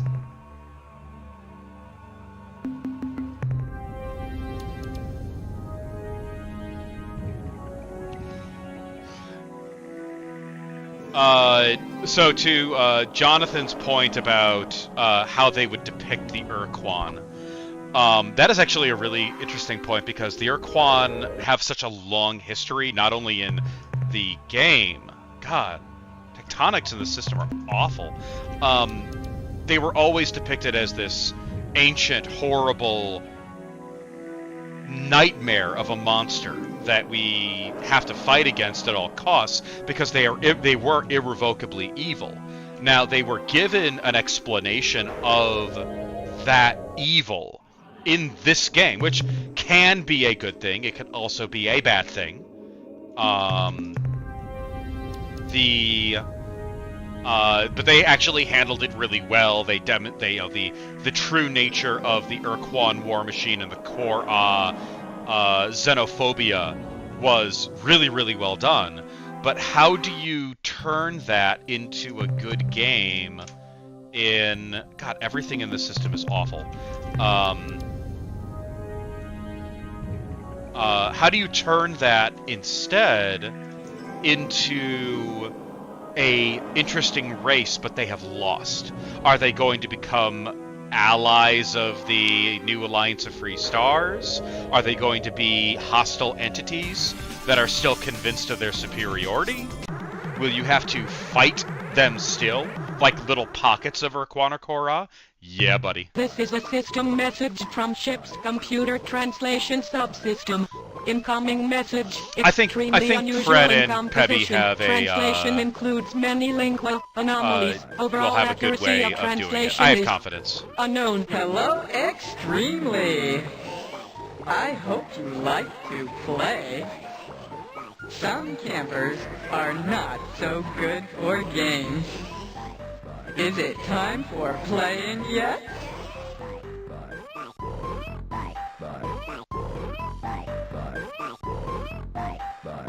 Yeah, I don't want the Urquan to say sorry.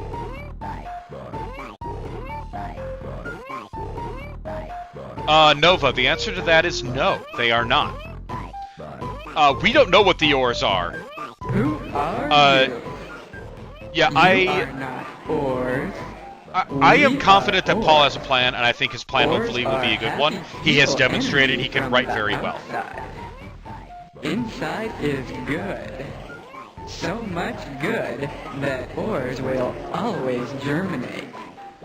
Can you come together with ores for parties?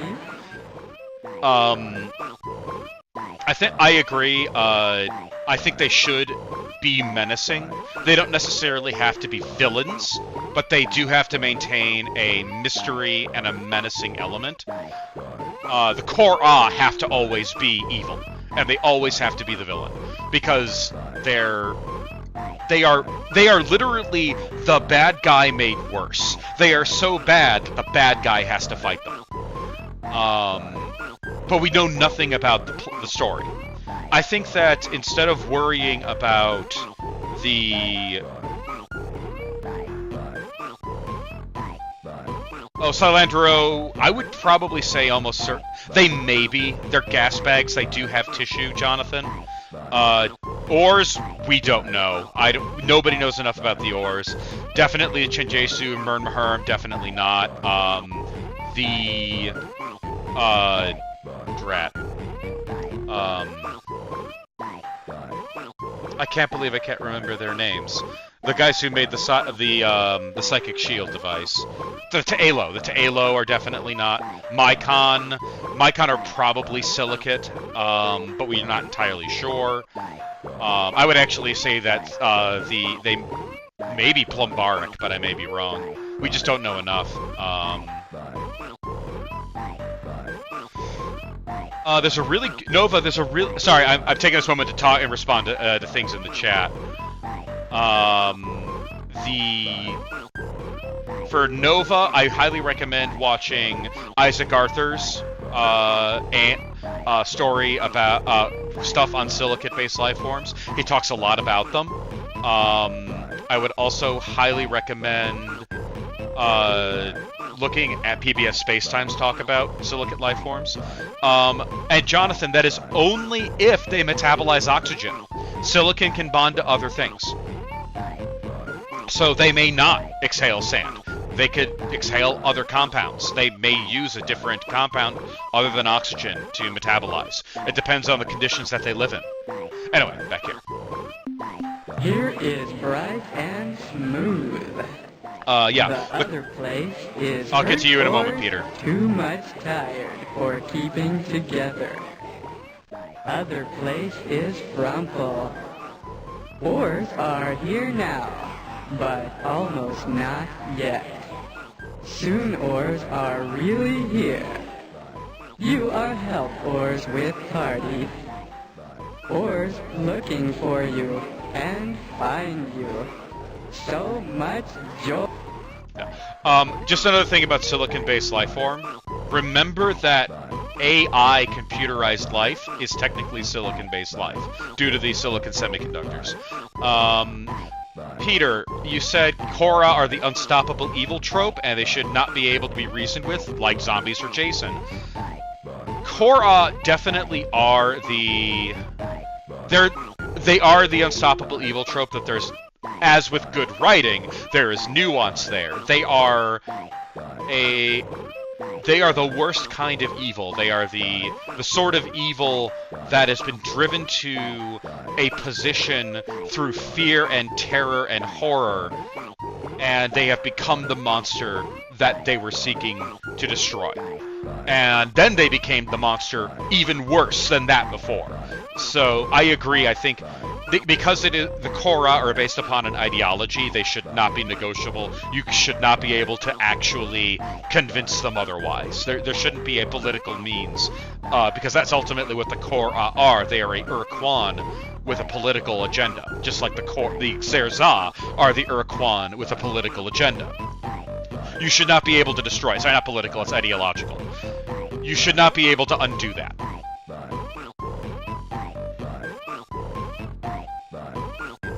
Yeah. Exactly. Organic does not, because organic specifically involves carbon. Which is why whenever I see organic food, I get very annoyed. I want to see selenic food and plumbaric food, damn it. If you're going to advertise one, I want to see the advertisements for the other. Androsen are not here. Ores are here. You hey Matthew, what's up? The same, too much like Androsen. You are happy. I would agree, Matthew Adami. They really should be determined to fight you. No, do not. They should be focused on trying to eliminate you. We do not tell stories a lot about them. No more Androsen stories. Yeah, so,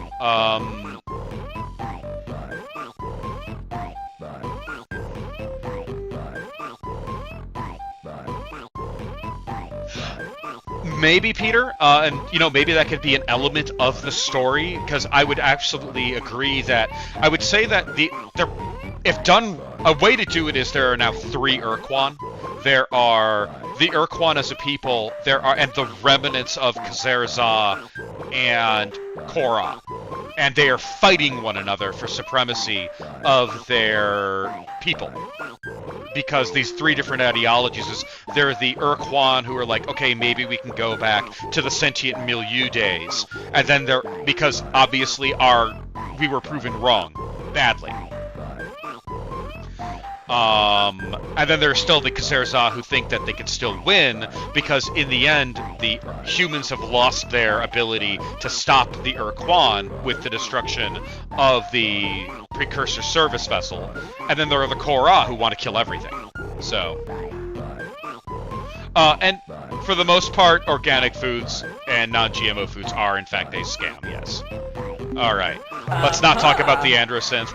By the way, other Ores cousins, you are connected for the story of the Androsynth is amazing, and I love it, and everyone should love it. Right. It is happiest days to not care about Androsynth anything. So now, we can be together for friendly dessert.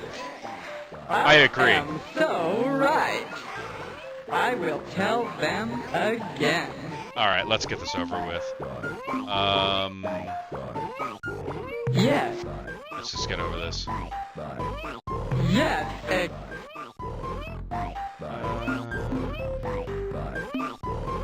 Yes, we are very interested. Because I need these ships. Or ships are amazing.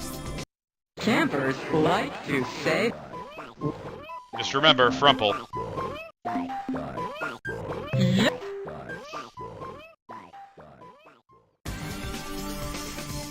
Monsingor? What is a Monsingor? Let's see. I think it's Epsilon Velpeculae, because we have to go up and find the remnants of the Androsynth. So the Androsynth are a very important part of the human story of Star Control 2 and 1. Another great thing that... they all want to have a conversation with me. This is not it. Ooh, wrong world. Okay, never mind. If you ever want to... One of the great things about this story is that humanity's history is a very ugly one. In Star Control, we were not good people. We are not necessarily the good uns. Humanity did some really ugly things before they discovered world peace. And an entire race of enemies, called the Androsynth, are a demonstration of that. And I really hope we get to see what happens to what happened to the Androsynth. Also, I just love fighting with their the Androsynth Blazer. It's such a cool ship. And it just makes me sad that yeah, go away. Come on. Nothing here. Which world is the old Androsynth home world? Oh, are they?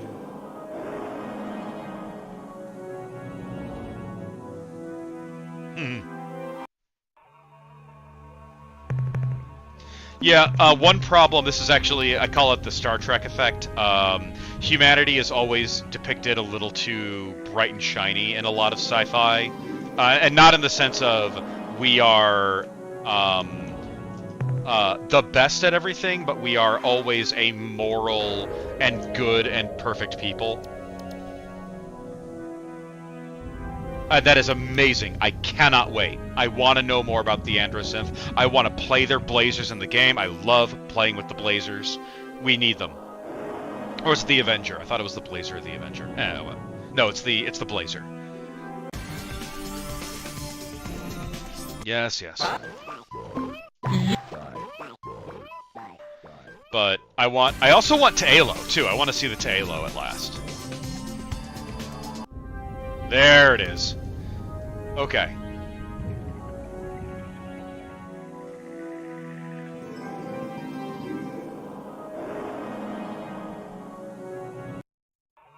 Yep, here we go. Ada Velpeculae.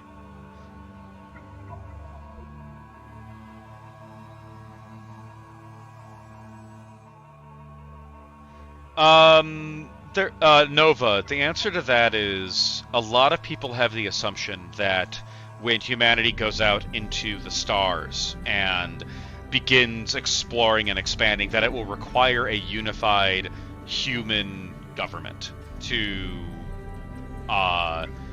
achieve that.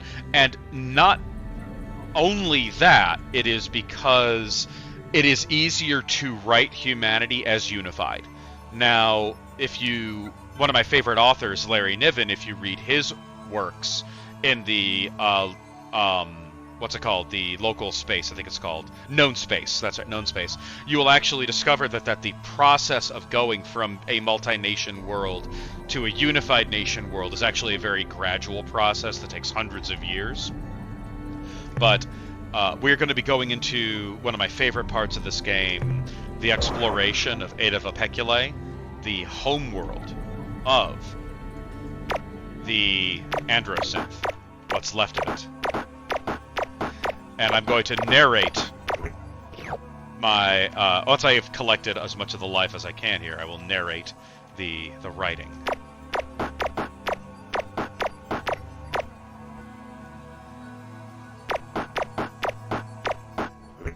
I think there's actually a mod for the SourceForge Urquan Masters version that actually has voice acting for this, and I highly recommend it. I think there is. I'm remembering it. Maybe not. No, there isn't. No, there isn't. I'm thinking of something entirely else. Anyway, let us begin. Report from surface. Xenohistorian Kilgore here, sir. We have confirmed that these ruins are the remnants of the Androsynth culture. From the mass destruction we have witnessed, we can only assume that there was some kind of huge land war here within the past 5 years. However, there is no signs of orbital bombardment or invasion from space. Just a whole mess of buildings shot to pieces. Probably the weirdest thing we've seen, or not seen, are corpses. There aren't any. It's as though something appeared out of nowhere, blasted everything with nuclear bazookas, then grabbed all the Androsynth and disappeared. An additional report, sir, from Science Officer Bukowski. We have located an Androsynth scientific research station, and I have been trying to make some sense out of what is left of their central computer. As far as I can tell, about 7 years ago, the Androsynth began experimenting with something they called dimensional fatigue phenomena. I can't figure out what this dimensional fatigue, or as they call it, or DF as they call it, is, but maybe if we explored another city, I would be able to find more information on this subject. End of report.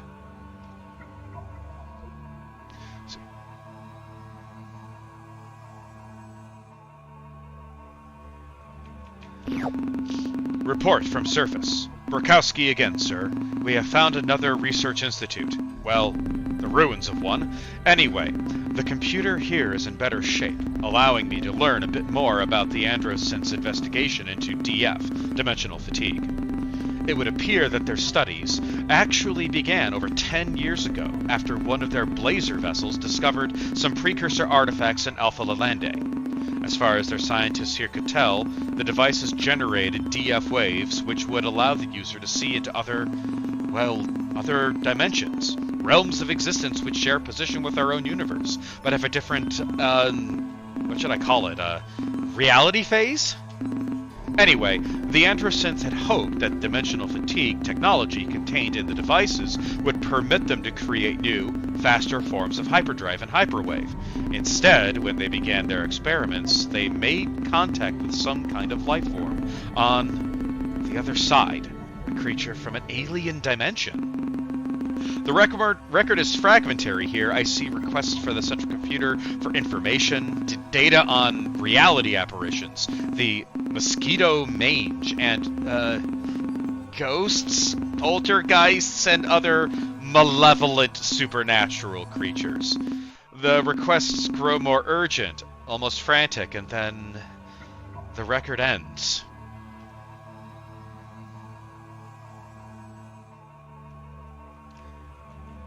So, just so you know, there is a mod for this game, the SourceForge version, that actually adds the vault on Alpha Lalande and gives a little extra story to it as well, and adds to the dark, looming plot, by the way.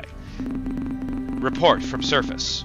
Captain, this is Ensign Hawthorne, standing in for Burkowski. Sir, Burkowski has found something, but in the process he's gone, kind of nuts. When we first got it to this city, Burkowski went wild because the science center was pretty much intact. We locked himself in the computer control cabin and spent about 10 hours alone in there. We could hear him mumbling to himself, then his speech got louder, until he was shouting. He was scared, sir. Damn scared. We finally decided we'd better check up on him, but Burkowski wouldn't let us into the room. He said that no one could ever know what he had learned. That just knowing was enough to alert them. He kept talking about them. Crazy stuff, sir, about how they could see him now and they were moving toward him. Then Burkowski started thrashing around the room, screaming that he had to destroy everything before they saw us too. He did a lot of damage to the Androsynth's computer before we stopped him, sir. And I guess he must have hurt himself in the process, because he's cut up pretty bad. You know, it's strange. He must have hurt himself worse than I thought. Now, when I look at him, It seems like he has even more cuts than just a few minutes ago. And boy, is he screaming. Based on the damage Bukowski wrecked on the central computer, I don't believe we'll find anything more down here. I think we have learned all that we can from exploring these ruins. And frankly, with all of Bukowski's ranting, I'm getting a bit nervous myself. Call us back to the ship soon, please. End of report.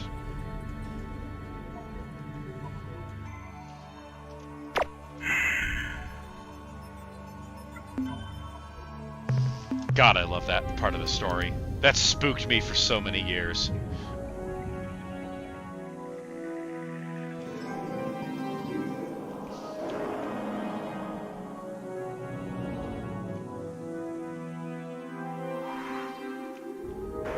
How use Ouija board, urgent. Yes, how to use Ouija board.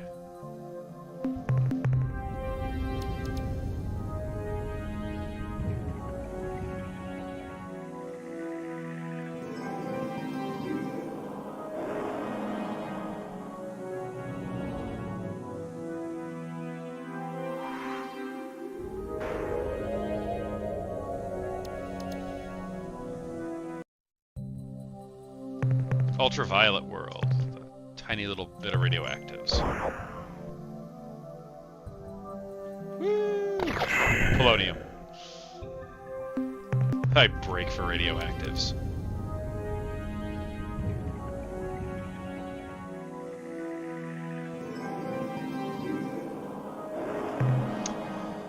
Okay, so we found the ores. Spooked everyone and everything because ores.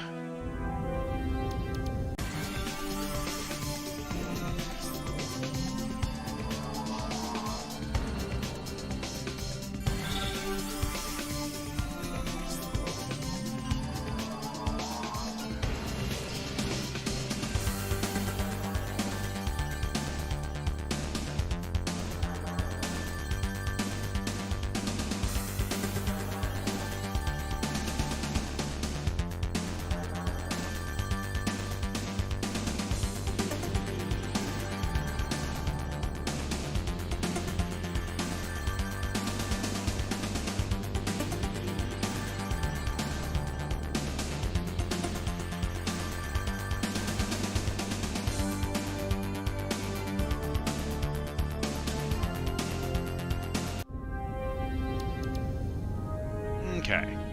Returning home, dumping off some resources, getting more loot. And then it's time to go and do other fun things.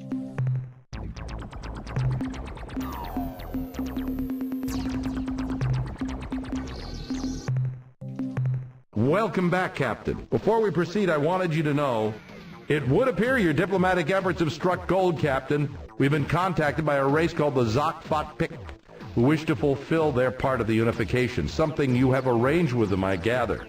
They have sent us specifications for the Stinger-class attack vessels, as well as a large number of Zokfot-Pik commanding officers. You're doing a fine job, Captain. Also, we have been invaded by an alien race calling themselves the Ors, though so far the invasion is a friendly one. The fish-like creatures have been stomping around the base in their robotic, walking exoskeletons, which look like combat vac suits, That's if you right. ask me. Space Marines! Based on the summary reports I've seen on their Nemesis ship design, I have but a single comment. I like it. I'd say we have quite a nasty little surprise in store for the Urquan the next time you tangle with them. Then I was to offload. A fine... Yep, okay. Return soon. Let's crew up, get a couple of good ships, and go on to the next stop.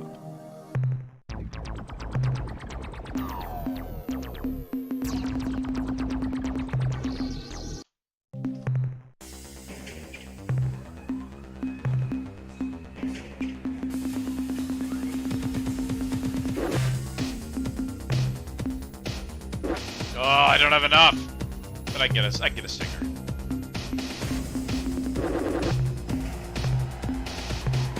Couple of Zokfot-Pik stingers, because they're actually really good ships if you know how to use them, which I don't, but that's okay. I love them anyway. Alright, I need a lot of resources, and I need a way to get it. Why don't we go over here first and say hello to the Bakunk? Because the Bakunk are amazing! I want to thank you again, everyone, for coming and watching this stream and enjoying this incredibly formative game that really shaped my childhood. And again, it's free. It's freaking free on Steam. Just go get it and enjoy it. You can also go to sc2.sourceforge.net. I believe it's .net, and get the other open source version, which will allow you to mod the game. I don't know if there's a workshop open for this. I hope there is. But if there is a workshop for this on Steam, let me check. Is there a workshop for this? Is there a Steam workshop? It does not appear that they have a Steam workshop open, which is a shame. They need to open up the Steam workshop.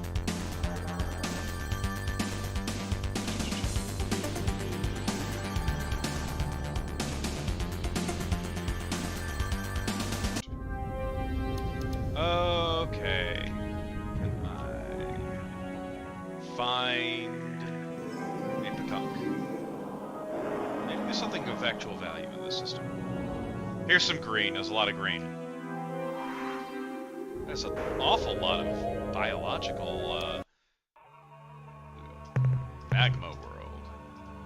Nothing.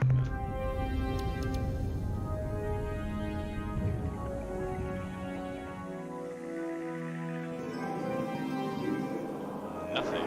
Wow.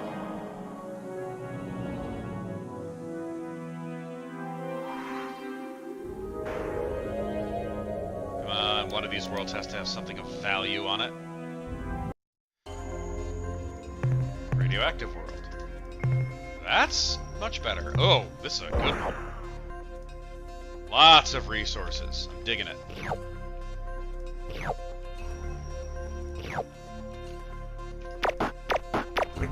And even local wildlife to abuse.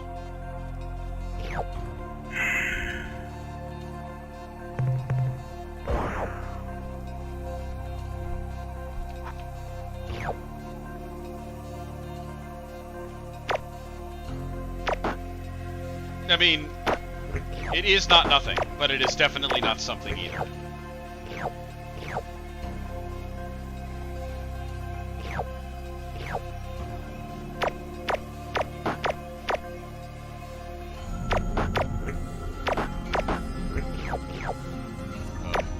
These things provide so little in the form of resources.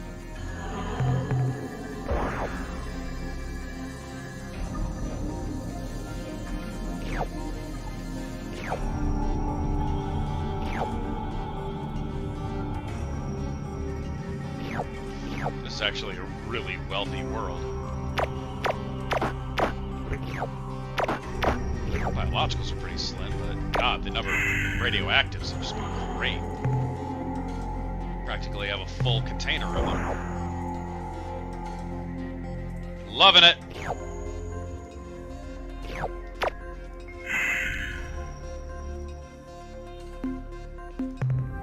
Alright, let's see, anything else of value in this? Okay, what is it? Alkali world. We got biologicals. It's kind of shaky. Let's see what we got.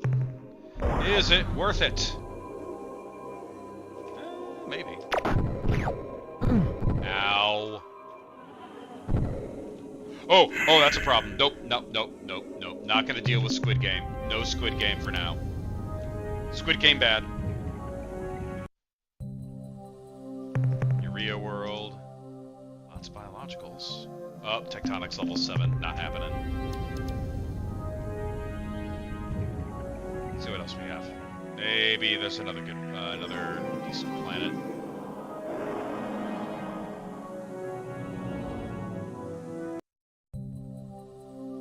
Iodine world. God, this place is so shaky. I would not survive 5 frickin' minutes here. Let's go.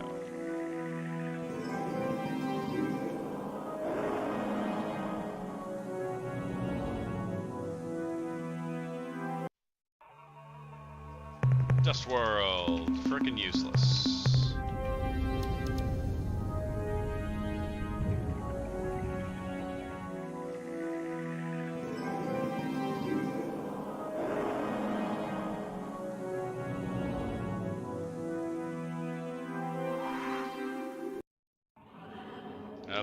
Infrared world. Also useless. I think we're done with this system.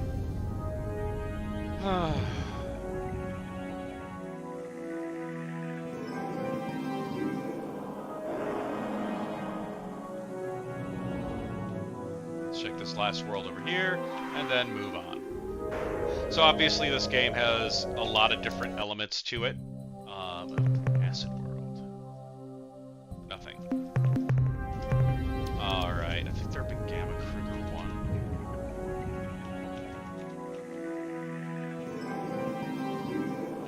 Let's go. Tennis.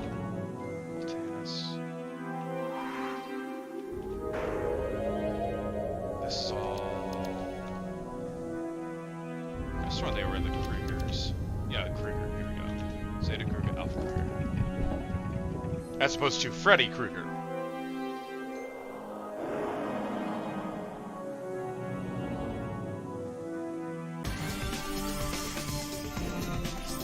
Oh, here we go.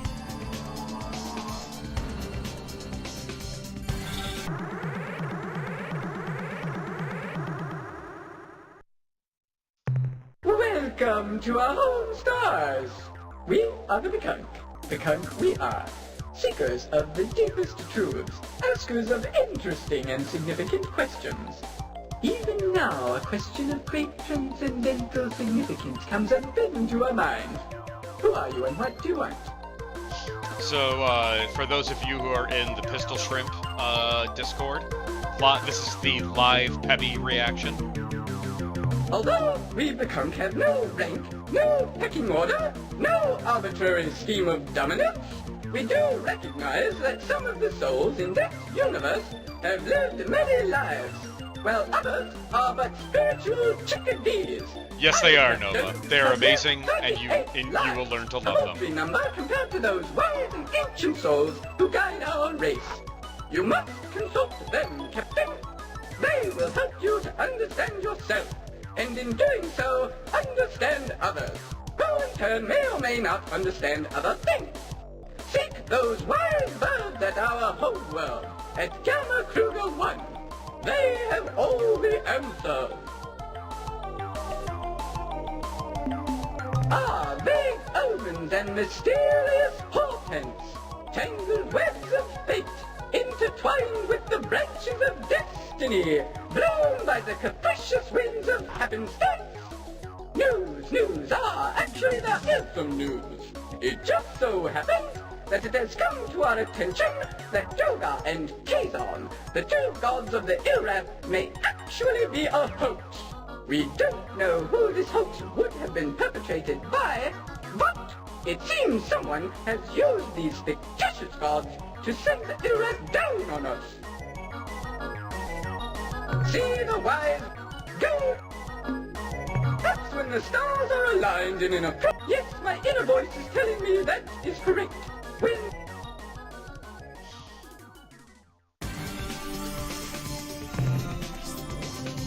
Gamma Kruger 1. Gotta find Gamma Kruger 1. Alpha Kruger. Gamma Kruger. And, Nova, they only get more goofy.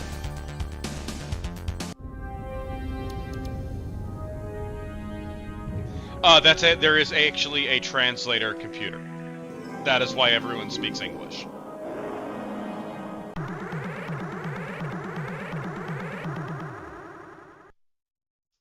Do not be frightened. We could not hurt you any more than we could squish the helpless pootworm.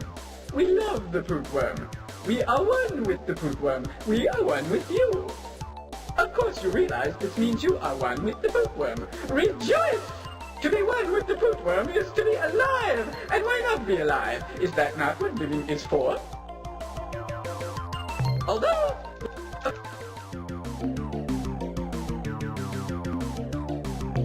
yes, In case you were wondering, you are one with the pootworm.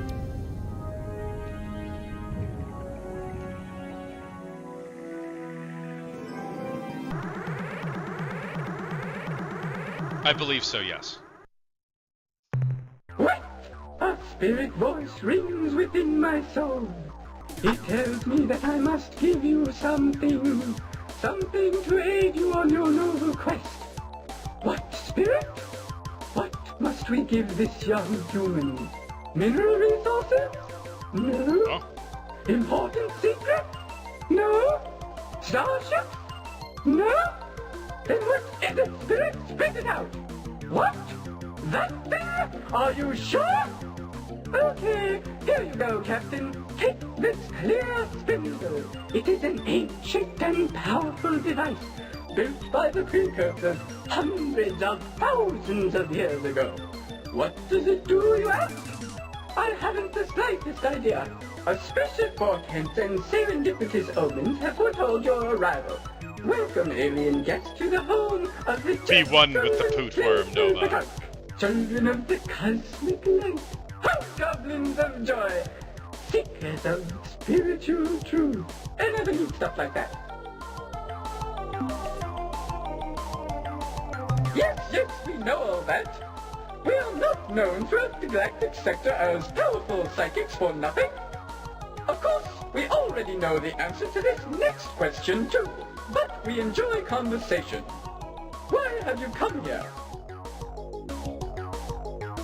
I am forming a psychic link with you. I sense that you refer to our conflict with the Ilran. I sense that you are offering to venture single-handedly deep into Ilran space and do battle with their vast numbers.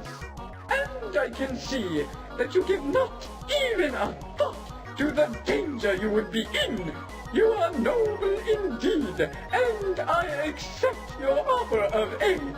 But in spirit alone, the karmic burden of your gruesome death would be too great.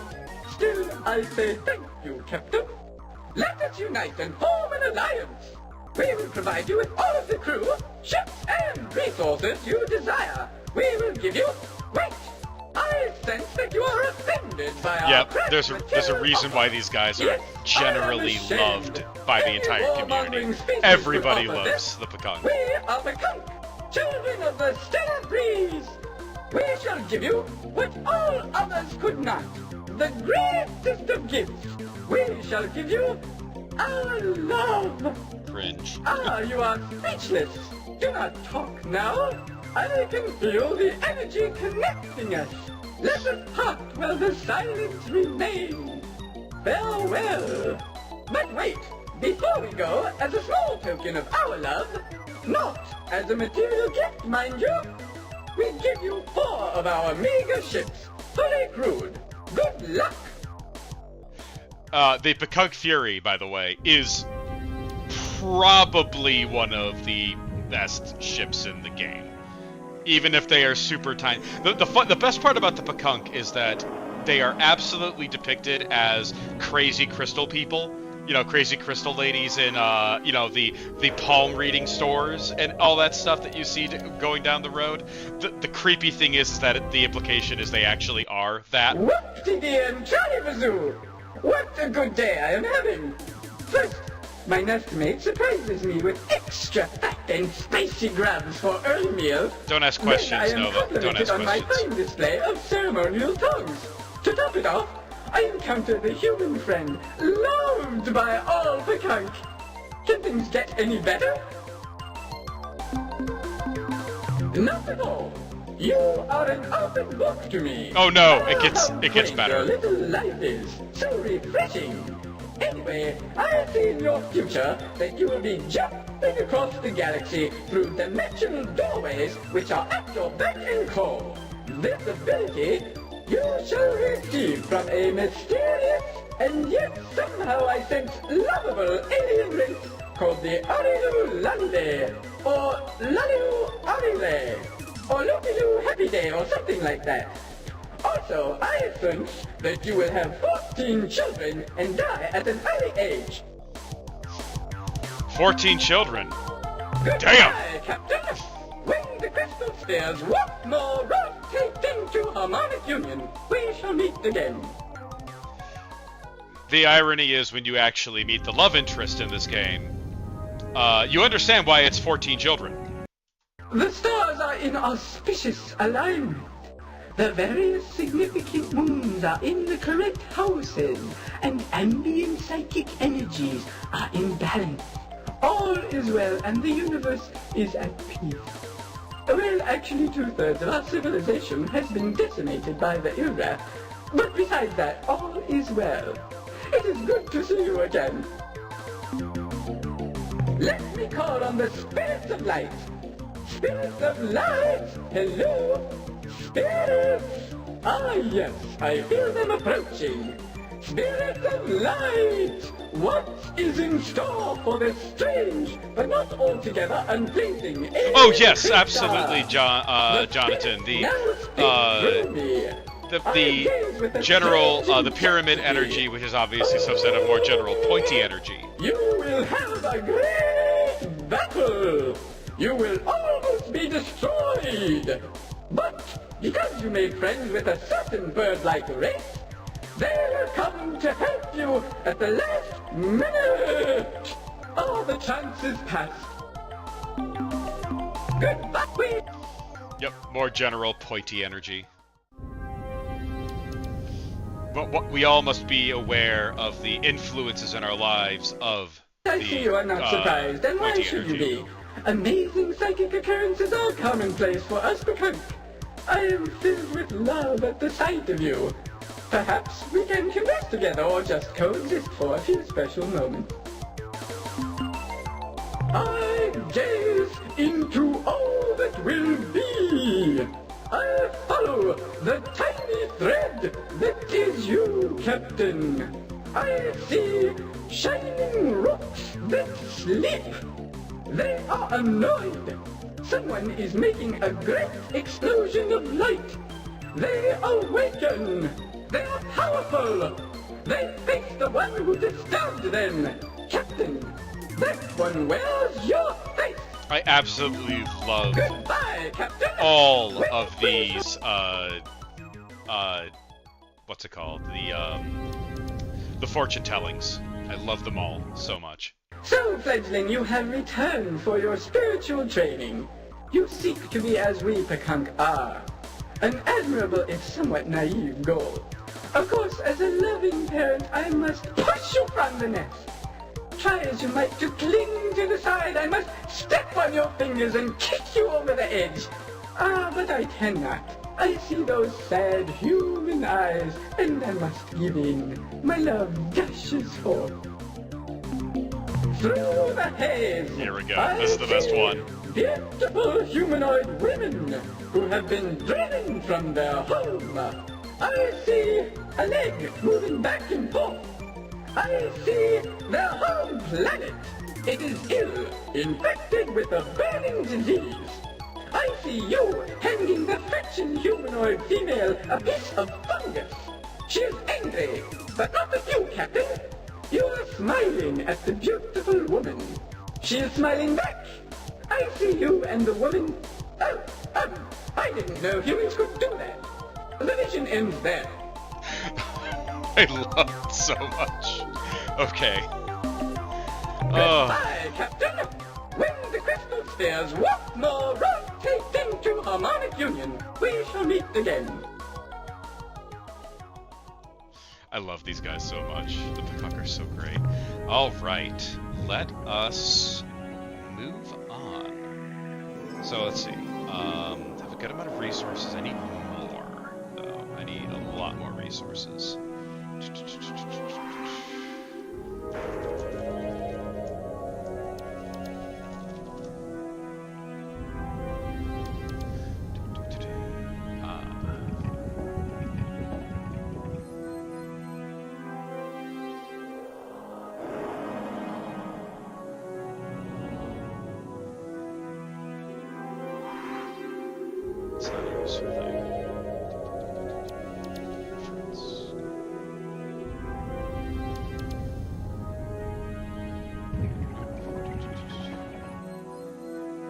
There we go.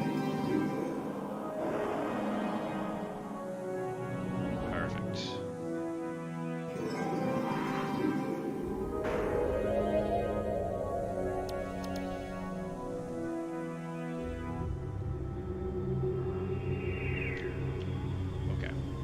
So we're going to go into Mycon territory. We're going to do a little bit of resourcing, and then I'm going to have to, regrettably, end streaming here pretty soon, because I have to actually do real-life stuff.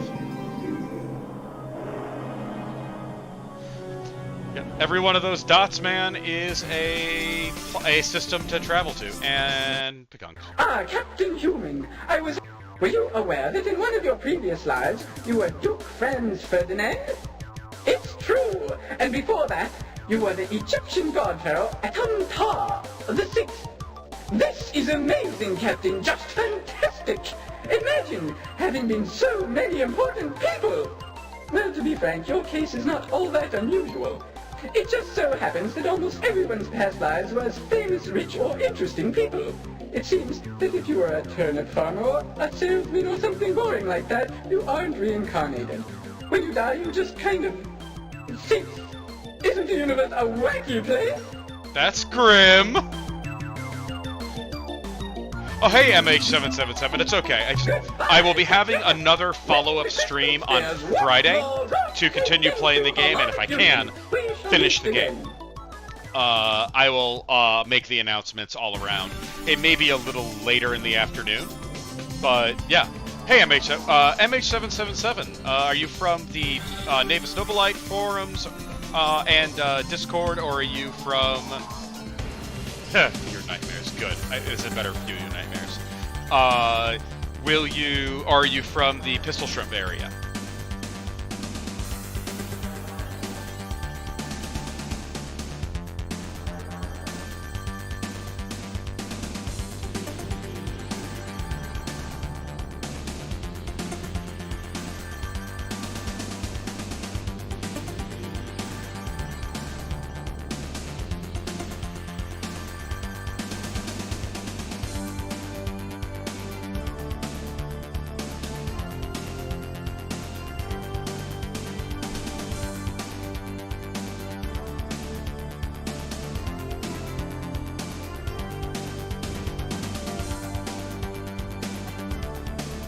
I just think it's unfortunate that he was Duke Franz Ferdinand. Great. My past self was responsible for the death of millions of people in World War I. Lovely.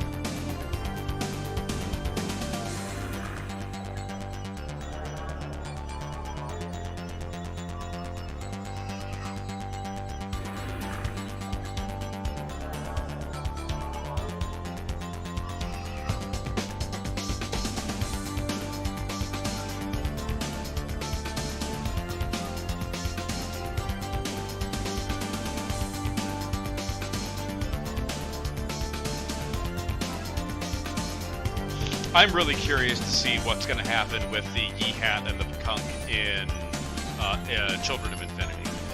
That I'm excited for. Because, you know, what an interesting races. Oh, excellent.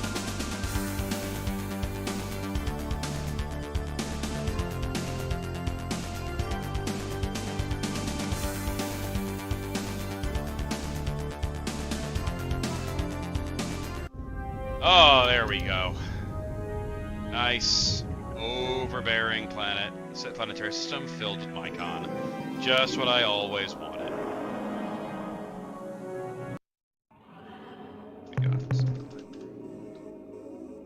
I'll go in and rate it for biologicals.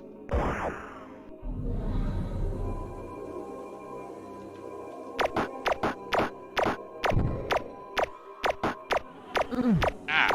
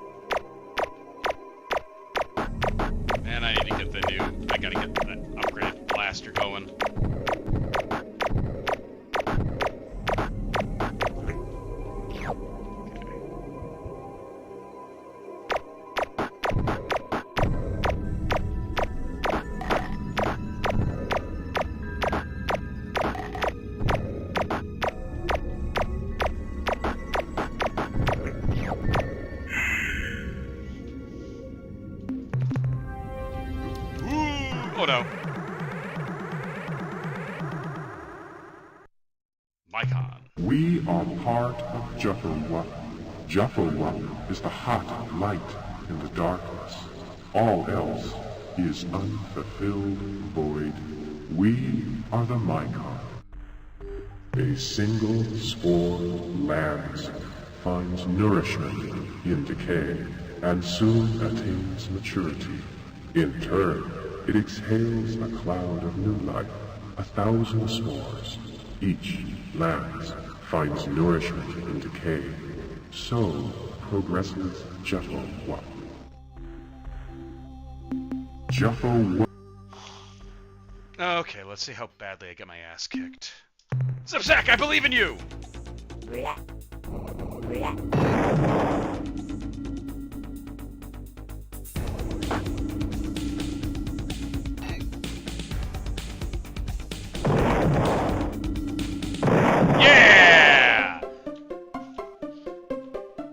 I'm surprised I did so well. Also, fighting the Mycon is a great way to get resources, because their ships give a lot of resources.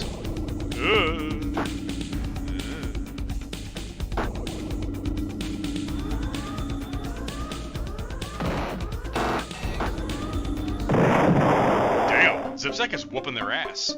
Let's go, Zipsack! Planet.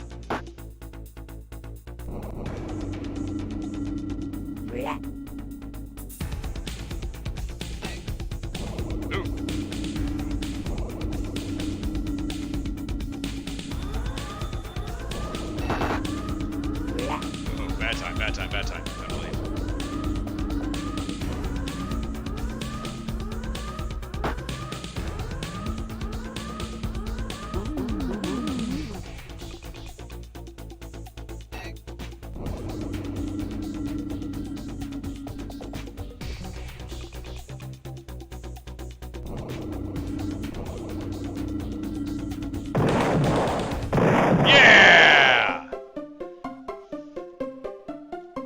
I've never actually done this well with a single Zokbuk Thick Stinger. I'm okay with this. Alright.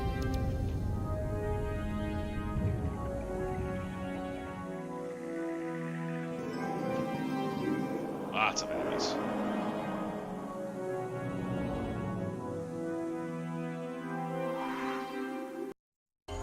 Aha! There we go! Ruby World. Loaded with the good stuff.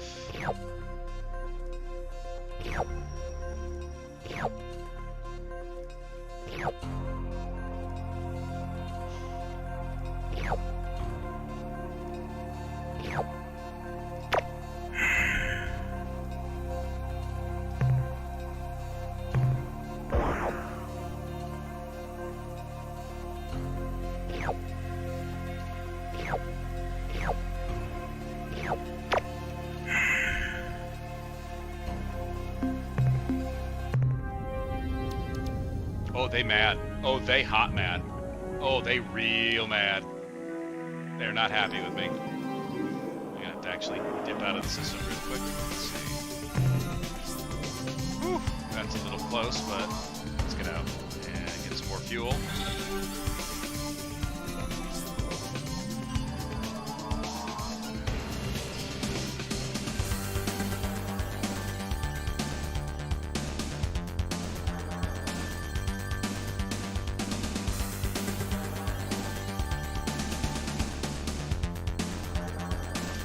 Okay, looks like I have to beat up a Slylandro probe. Lame.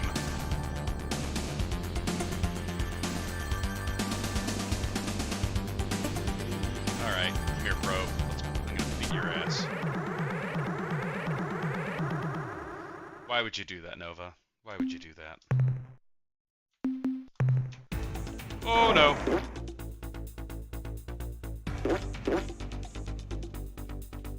2418B!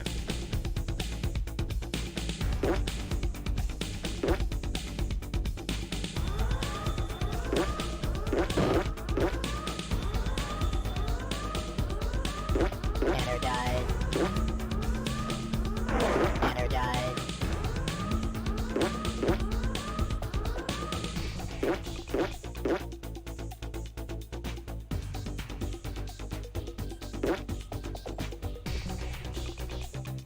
gonna play with rocks? That's great. Tell him good luck, and, yeah, if you're intending on moving anywhere aside from straight ahead, you're gonna have problems. Orc rocks are not easy to navigate with. Come on. Come on.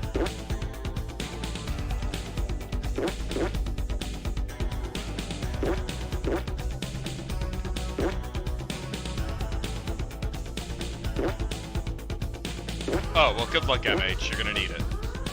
They're really good if they're if what they're fighting is directly in front of them, and only directly in front of them.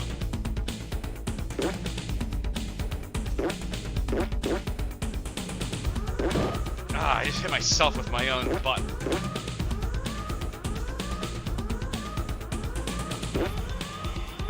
Yeah. Oh, come on. Come on. Just die. Come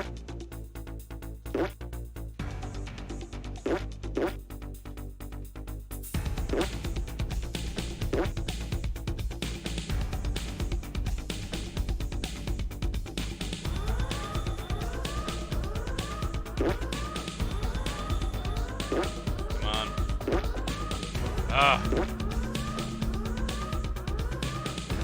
I know it's boring, I'm sorry. It's the best way to kill these things. Come on, die! Ah! There we go, finally! Jeez. What a jerk. Good resources, but still, what a jerk.